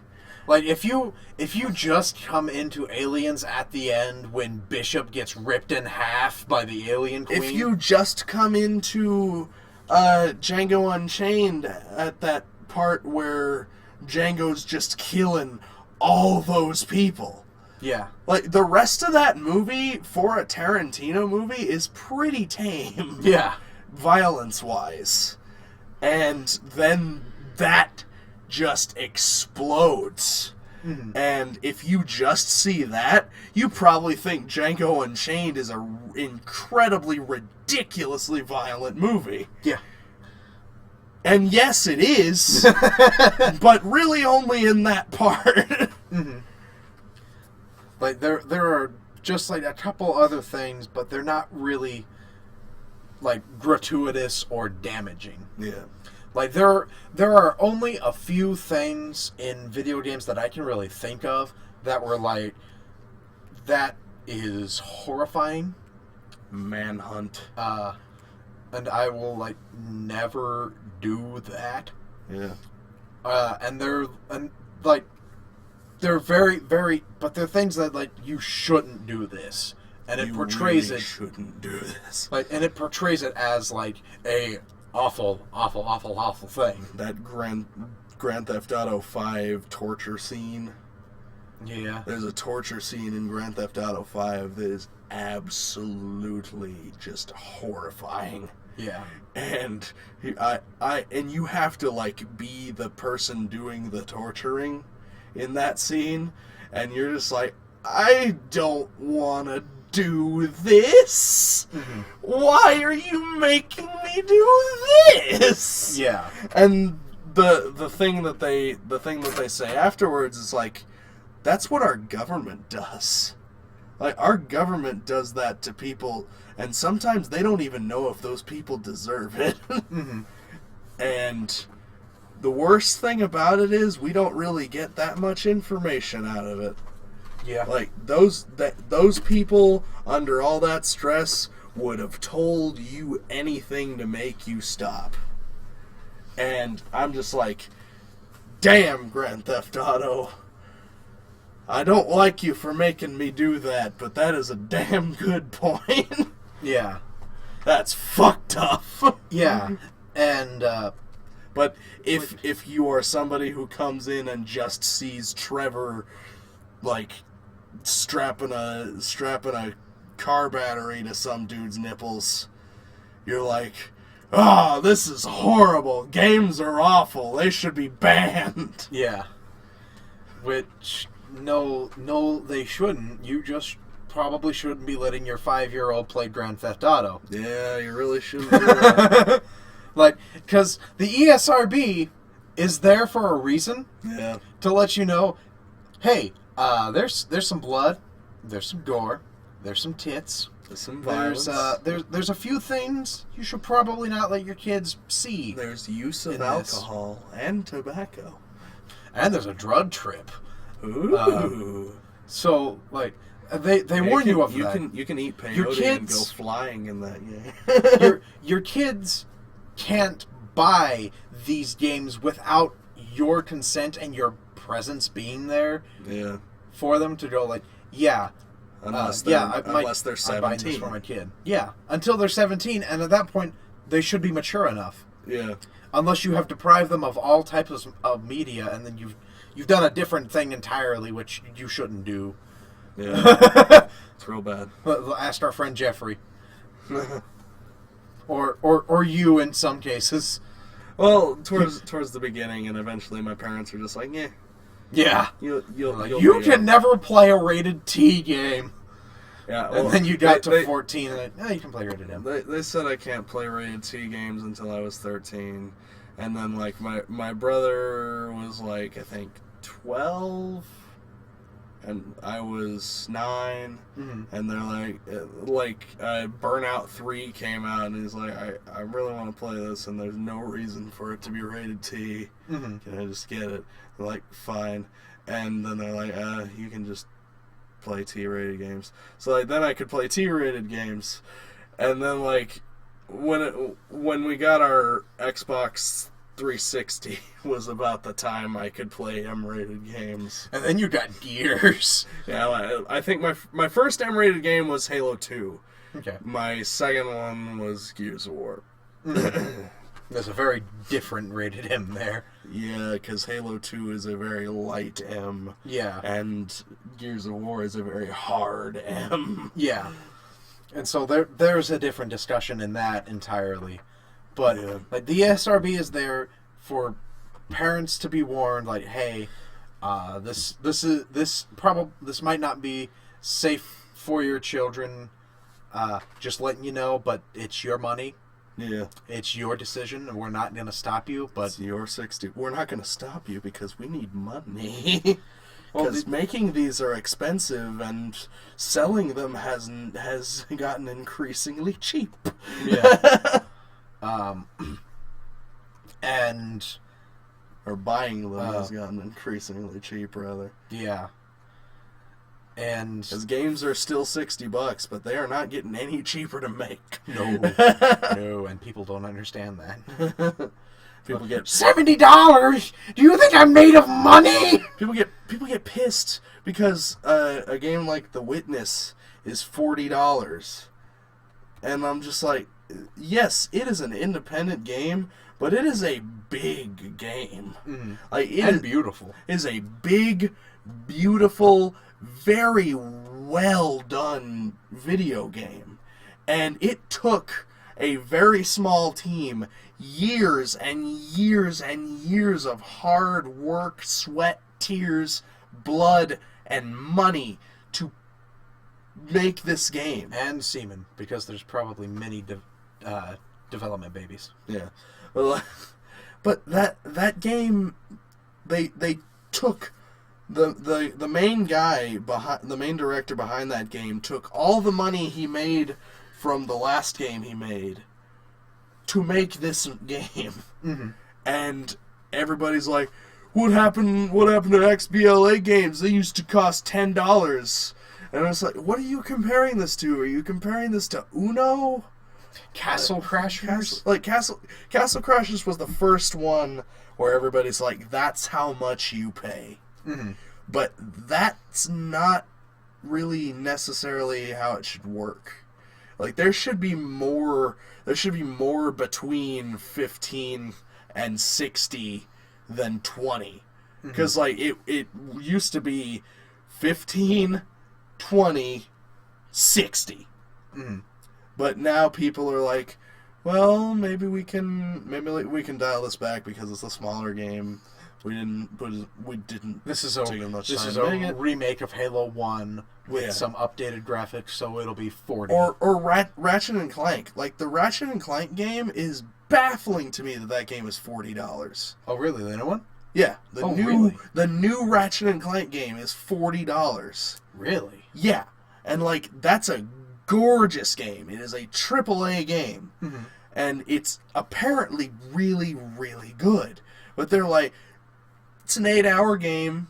We're kind of using it as a promotion for the movie. We're probably going to make more money on the movie. Mm-hmm. So, have this for $40. It's fine.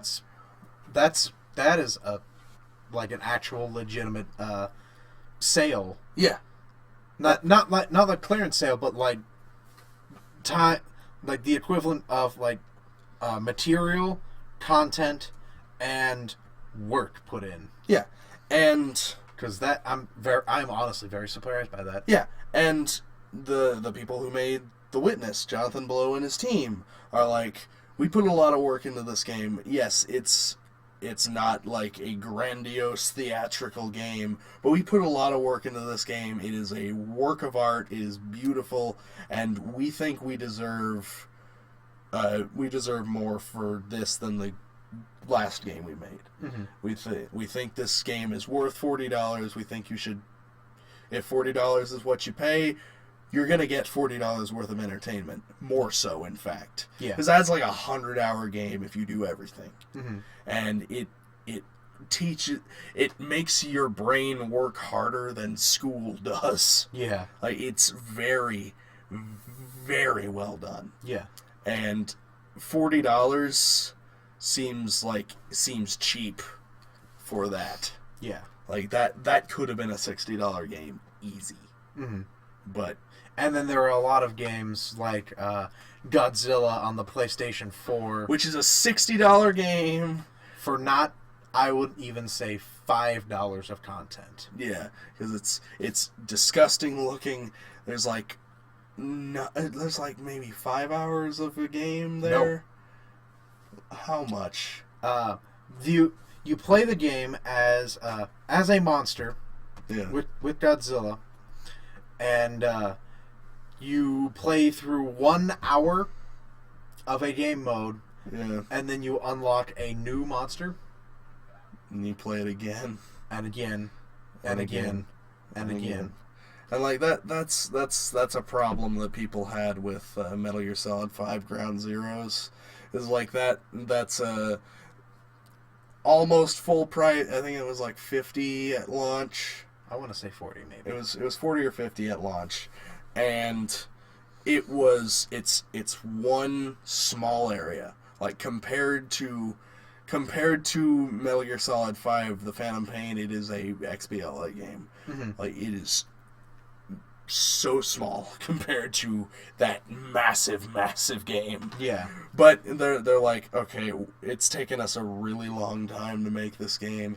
Here's basically a demo, but also kind of a tutorial for the new direction we're taking the design, the control scheme, just all of it. Just check this out. We'll let you know like what we're doing if you want to play the next one. And that's one 2-hour mission. Mm. But there's also a bunch of side stuff to do in the same area. It is in the same area, but there's a lot of other stuff to do. And what Hideo Kojima said when they released it is like, yes, it's a 2-hour game. I'm gonna be frank with you. It is a 2-hour game. And yes, we're selling it for $40 or $50 or whatever they sold it for. Mm-hmm. But you're going to want to go back and do other stuff. You're going to want to find our little Easter eggs. It's going to be like that Metal Gear Solid 2 demo disc Mm-hmm. that came in like a magazine or whatever. No, it came in Zone of the Enders. There was a Metal Gear Solid 2 demo disc that came out inside Zone of the Enders, which was another Kojima game that didn't have as much of a big name with it. Mm-hmm. And to sell it, they're like, hey, you get the Metal Gear Solid 2 demo disc. And that is one mission, also about 2 hours. That was the first level, wasn't it? Yeah, the first level, the only level where you're actually Snake. Yeah. To, like, fake people out. But that you can... There's so much, like, little tiny Easter eggs, like, levels of detail. There's so much awesome stuff in that Soldiers one. missing their pants. Yes, soldiers missing their pants. Like, Snake masturbating. Snake masturbating, if you know how to make that happen. If you shoot the ice bucket, the ice cubes will melt in real time. If you shoot each individual one of the bottles on the back of the bar, they will all break individually. Mm-hmm. Like it's a very, like, just going around and finding all the fun Easter eggs on that level will keep you entertained for hours. Mm-hmm. And Hideo Kojima said with Ground Zeroes, I think you'll be, if you're not impressed with the clear time of Metal Gear Solid 5 Ground Zeroes, I think you will be impressed with the play time. Mm-hmm. Because there's more stuff to do. There's a lot of stuff to see beyond the like 2 hours of actual, like, story game content we have. Yeah. And it's a really well done game, but it got a lot of backlash because it was a short game. Or the Order 1886. The Order 1886, I feel like, was a different problem. Yeah. It was like they were frank with how long that game is. They were not frank with how little, like, actual gameplay was involved in those 5 hours. Yeah. It was like, yeah, they're like, yes, this is a 5-hour game, but we put a lot of work into it, and it's real pretty. And it is pretty. It is very pretty. But it is a year late tech demo of the PlayStation 4. Yeah, but it's also incredibly boring. It's like there's a lot of walking forward, picking stuff up, turning it over, turning it back, and looking further at it. And, like, granted, that's a lot of what LA Noire is, but they were upfront with what that game was, and there's like 25 hours in that game. Yeah. And that game's good. Mm-hmm. The game's real good. I kind but of they wish it still was an open world, but, you know.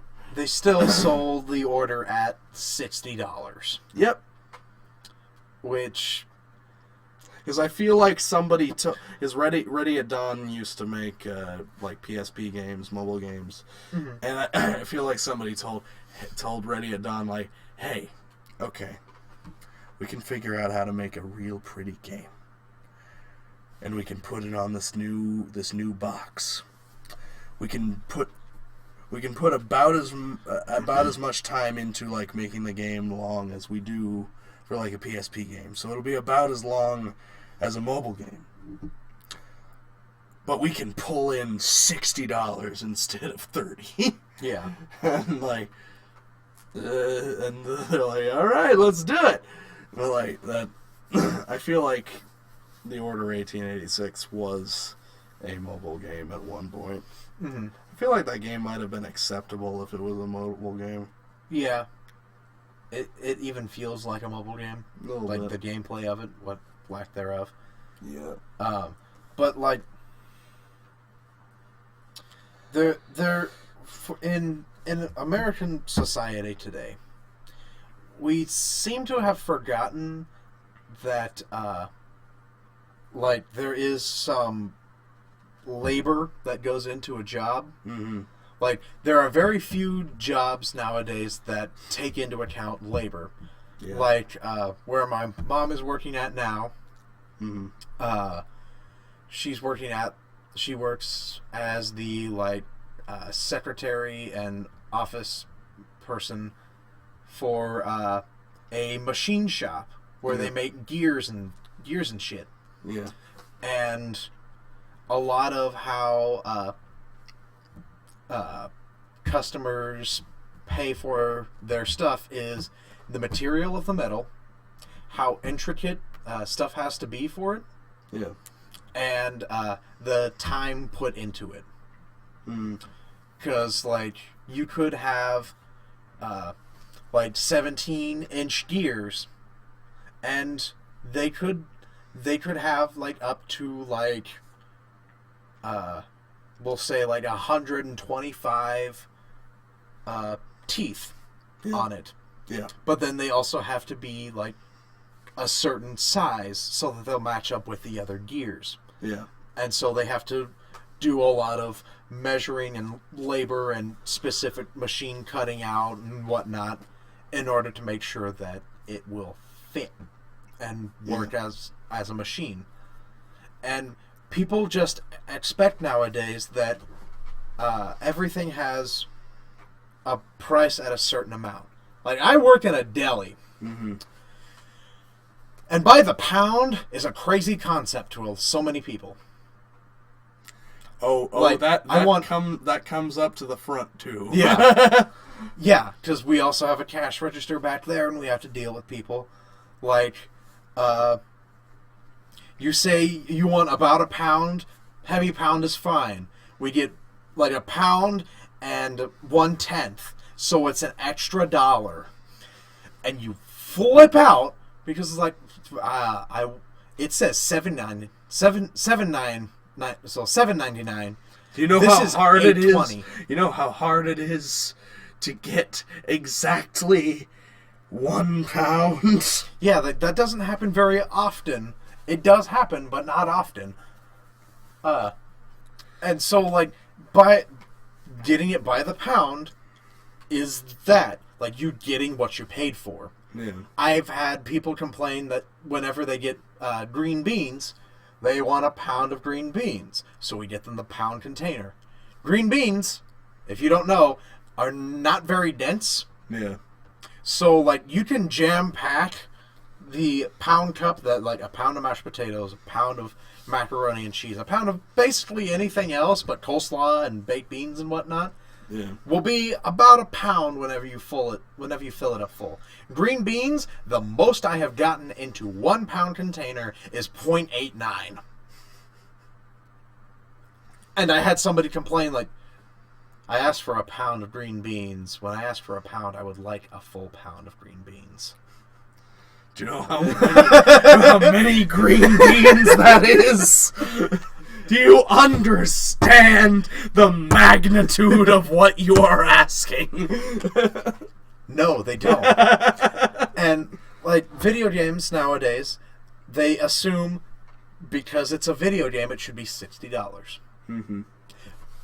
And they do that blanket. And that's why, like, Metal Gear Ground Zero was $40 because it was 2 hours, and they're like, we probably shouldn't ask $60 for this. Yeah. There's a lot of time and effort in it, but we've got another game that people should feel like they should get their $20 more worth whenever they buy Metal Gear Solid 5. Yeah, the real Metal Gear Solid 5. Yeah.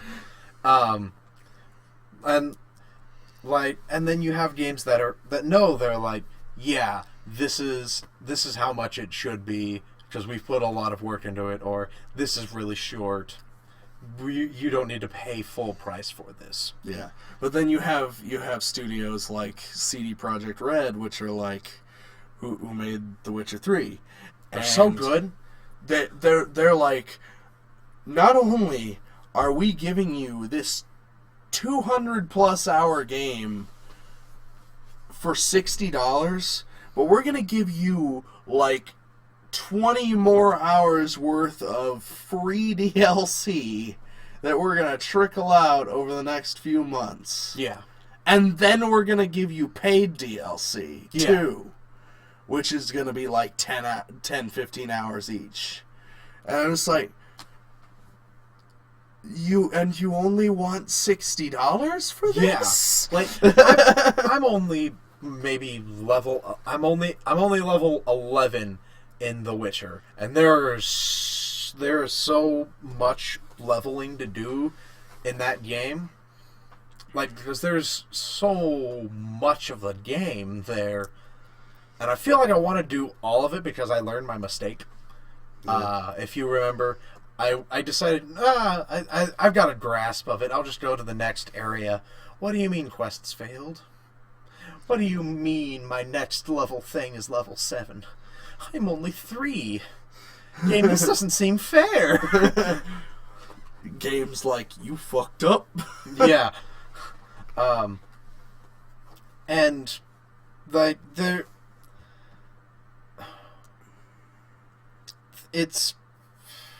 forgot where I was. Do you know where I was?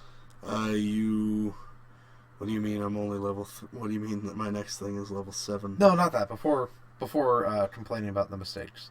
Oh, yeah. Like, I'm only level 11 in it, and I already feel like I've gotten my $60 worth, even though it was a Christmas gift. But not only did I get The Witcher 3 and all the free DLC that has come out for it, but I also got the soundtrack in the box. Yeah. And that's a beautiful soundtrack. It's a very beautiful soundtrack. What's even crazier is I picked that game up on sale. Mm-hmm. That game it has already been on sale, and it was $25. I have poured 40 hours into that $25, and I'm level 16. Yeah. Like, and granted, the leveling is really slow, but at the same time, like, I've only gotten to the like second real area. Yeah. And I already feel like I've gotten my money's worth. Yeah, and like about 40 hours into every other game, you know where the bottom is. Like, you kind of feel like you're getting the gist of like how big this game is. You kind of know, like, watch our Falling Out with Fallout video. Kind of know how far you can go before you start drowning. Mm-hmm. I'm already drowning and still don't know where the bottom is on The Witcher 3. And I'm 40 hours in. And I do a lot of side quests. And I'm still skipping so many. Mm-hmm. Like, I'm just doing Witcher contracts. And there's so much meat in just the Witcher contracts. Which is basically just little monster hunting things. And there's great detective parts. Yeah, and I'm just wandering past like hundreds of these little yellow exclamation points. Like, I don't have time for that. I'm sorry. You're gonna have to deal with your own problems. I have so much on my plate right now. I have a Las Vegas buffet in front of me. I cannot eat your Thin Mints. Yeah. But The Witcher 3 is like getting just a very large family platter at like a really nice restaurant, whereas Fallout 4 is kind of like a messy casserole your mom made. I wouldn't say that. There's still quite a bit of Fallout 4 to do. Okay, a messy casserole your mom made tastes great, but it's really bad for you. It's like it's not. It's a hash brown casserole, like cheesy hash browns. Yeah, like it tastes she real made, good. She made enough for a family-sized portion for each of you. Yeah, and like that tastes real good to start out with, but like you're gonna get real full real fast, and you're not gonna want to eat that casserole anymore. that is Fallout 4 for me. It also feels like it does. Like as you were saying, like you only want 60 for The Witcher 3 because like there's so much in it, and can't believe I'm about to say this, but only 4.5 years ago, Skyrim came out, and it was for the same price. Mm-hmm. That's crazy. Yeah. And like there's about as much stuff to do in The Witcher as there is Skyrim, but there's way more to do in The Witcher than there is Skyrim. Well, like that, I think there's still quests being built for Skyrim. Yeah. Just from the random generation. But none of them are as deep as The Witcher. Oh, no. And there's side quests in The Witcher. Not just the main game. The side quests in The Witcher are as deep as DLC for Skyrim. Yeah. Like, it's crazy. Yeah. And, like, back then, Skyrim was the biggest thing that had, like, ever been built. So, yeah, at that time, we were like, you only want $60 for Skyrim? But the bar has continued to raise. Well, also, whenever the Xbox One and the PlayStation 4 were first coming out, they said they were going to raise the price to $70. And people lost their fucking minds. Yeah. Because they're like, you want $70? We're already paying you $60. Before that it was $50. What do you want next? $100? Well, do you know how much Superman 64 cost? You know how much we charged for Superman 64? Arguably one of the worst video games ever created. That was like $200 for the cartridge. Like, when it was new. Like, bringing it from... Because that was $60 back then on the 64. Yeah. That's now like $220 nowadays. I think it was $200 like straight up back then. Like, that's how much it cost to get that game. No, it was $120. Okay, yeah, it was very, very expensive. Yeah. And like that's one of the worst games ever made. Yeah. And like that's one of the worst games ever made, and today you can get that for $3 at Vintage Stock. $3. You're still overpaying. For something that once costed you $120 and isn't that worth... cost you 40 times its amount. It costs you 40 times what it's worth. But it probably isn't worth them paying you to play it. Yeah. And it's crazy because video games nowadays are being made so expensively because they are being made so beautifully and so like crafted that whenever people see like, oh, that's a shame that the studio had to get rid of half of their staff. It's because you guys are complaining that they can't raise the price even though the value of video games has gone up. Yeah. Like, if we think back, DVDs, like, whenever they first came around, were like $10. Opposed to like the $6 for VHSs. And that's about where they've stayed. Yeah. Like, DVDs nowadays, DVDs they've gotten better, so now they're like... DVDs are $20. $15. $15? Yeah, DVDs are $15. $20 for... Blu-rays. Blu-rays used to be for a flat rate Blu-ray, like no combo pack, none of that shit, were like $25. Yeah. Now the combo pack is $25, but that also depends on the movie. Mm-hmm. Like some movies, like I went to buy the Hateful Eight at Best Buy, Mm-hmm. and the DVD was like 10. The regular Blu-ray combo pack was like 15, and the Steelbook, which also had all the combo pack stuff, was 20. Mm-hmm. I went back to buy The Force Awakens, and that is like 20 for The DVD. plain Blu-ray. Oh.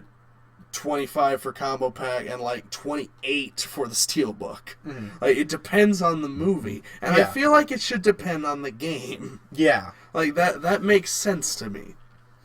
But like there you also fall into issues with people overvaluing their game. Like, Yeah. people get upset because the game sucks and they spent so much money on it. Like, Call of Duty would be in a pickle. Yeah. Because on one hand, it should be a little bit less than what most people ask for. Yeah. Because it is very much copy paste, add a few new things, put a little detail and shine on it. Yeah. And then you've got yourself a new game. Mm-hmm. But then at the same time, it's Activision. Yeah.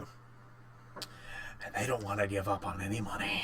Yeah. Well, They'll charge you more. There's a supply and demand thing to be considered also. That is also because true. like Call of Duty, even if the price of video games goes up, or like people get to name their price depending on what it is, or like some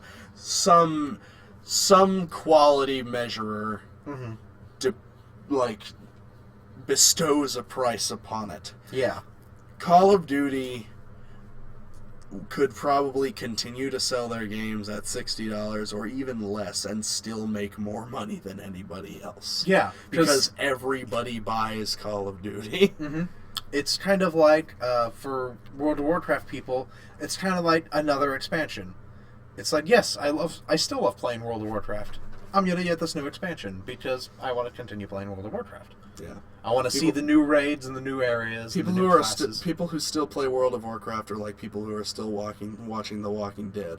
I don't care what you give me. I'm going to consume it regardless. You're not wrong.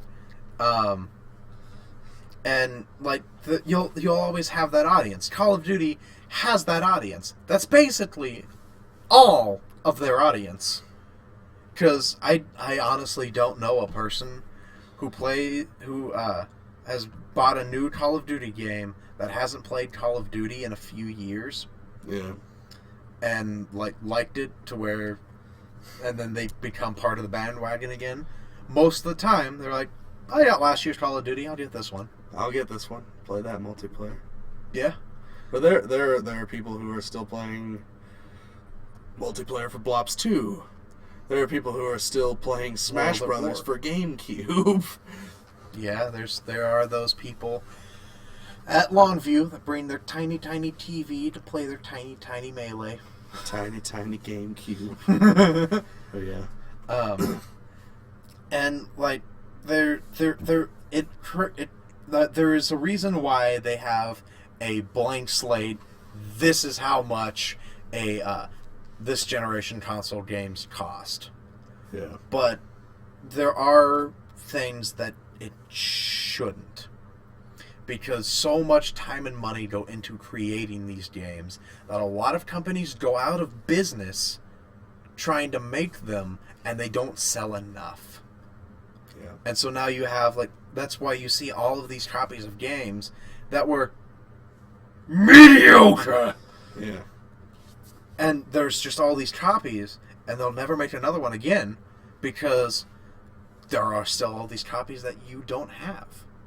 Yeah. And they're all still new. They're not used even. They're just not bought. Yeah. That's why what's their name? Pandemic, I think, went out of business because they were making a Batman game based on the Nolan based on the Nolan movies. Yeah. And they kept throwing money at it, and it just wasn't working. Things that they were trying and Nolan backed out. Like, they kept trying to do things and nothing was working, to where, like, when Nolan backed out, like, they were left with so much just completely gone. Yeah. So much work and time and effort and money just gone, that they had to shut their doors. Yeah. And they had already merged with a company in order to keep them afloat, that after Nolan backed out and the Batman game wasn't happening after they just couldn't get it. It just died. Yeah. The company died. The people that bought them shut them down. All these bad things happened. And a lot of people never knew that, because then Arkham Asylum came around with Rocksteady making it. Yeah. Because they did it, and they were... Because people don't realize, things like this, like big games that become big, are a rare occasion. Yeah. Like all the indie developers out there, the reason why so many of them like put out these big little games, like the guys who do Broforce, the Dungeon, all of these like little indie games they do, like every now and then they'll have a big one like Broforce happen to where a lot of people know about it, or at least a good amount of people know about it. Yeah. And in the video game industry, that's a very rare occasion. Yeah. Because you have all these indie developers everywhere trying to make games, and they won't get anywhere, and they'll either shut down or they'll just stop because they haven't. It's like things weren't working. They couldn't get enough funds in order to build it, like make it right, or like all of these things. If they're not tied to a like big company that can literally just shit money, like EA, like Activision, Ubisoft, like those big name companies, if people aren't tied to them, they have issues doing anything, because those big companies are just like, oh, well, here, we want you to make this game. Okay, well, we need the funds. Alrighty. There you go. Like, there's all the money you'll ever need. The reason Bethesda got real big with Oblivion is because they had 2K to shit money all over that game. Yeah. Like, beforehand, they were just Bethesda. Yeah. And they made the Elder Scrolls games, which were their main big babies, and then they did other like little things like Road Warrior, I think Shadow Warrior as well. A couple like awful games. They weren't good. They weren't good at all. But they were games that they made nonetheless. Yeah. And then they had their big ones that eventually, like, they were able to just shit money at it and have these other things that might sell every now and then, but they're worth nothing, essentially. And hopefully, now that we have people shitting money at video game movies, yeah, we'll get some good video game movies. I see what you did there. Now that we've brought this full circle, let's wrap it up. Are you sure we got more to talk about? We'll talk more next week on the Nerdcast. Yeah, so this might be our first episode of Treblechin Nerdcast. Yeah. We'll figure out what to do with it. We've already live streamed it, so we can't go back and fix stuff. There's no going back. There's only forward. But thank you guys so much for watching / listening. Yeah, we got a little bit deep off topic, like deep off topic, and that's what we want to do with these Nerdcasts. We want them to be long, unadulterated nonsense. Yeah, but as you might have heard here also have some good points. And bring some news to you guys. Start some conversations. Yeah. Or continue some conversations. All of them at once. Twice. 2 of them. So I think that will... Oh, dear. I moved my hands forward, so now it's all wonky. It pulled focus. Quick, end the episode. Here, wait. Oh, that worked earlier. I guess not. So, hit like, share, subscribe to this... subscribe to the channel, like the video, share it on Facebook, Twitter, whatever you use. Just help us out, help the channel grow so we can output your input, all the good stuff. Hit the like and dislike if you want. Whatever this is, we'll come up with something called for it. Yeah. It's our gang signs. Yeah. But... Hit all the buttons. Yeah. Hashtag MASH. I'm sorry. It's fine. But like, share, subscribe, all that wonderful stuff. Comment in the section below if you could. We'd love to hear your feedback, because our last comment was... I think on your Pulp Fiction conspiracy video. It was dirty. Yeah. So, let us know things. Whether it be on YouTube or Facebook. We don't have Twitter, so don't try that.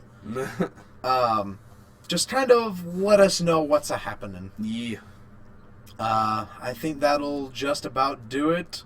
I'm Drew, here with Treblechin Entertainment. I am Davey, here with Treblechin Entertainment.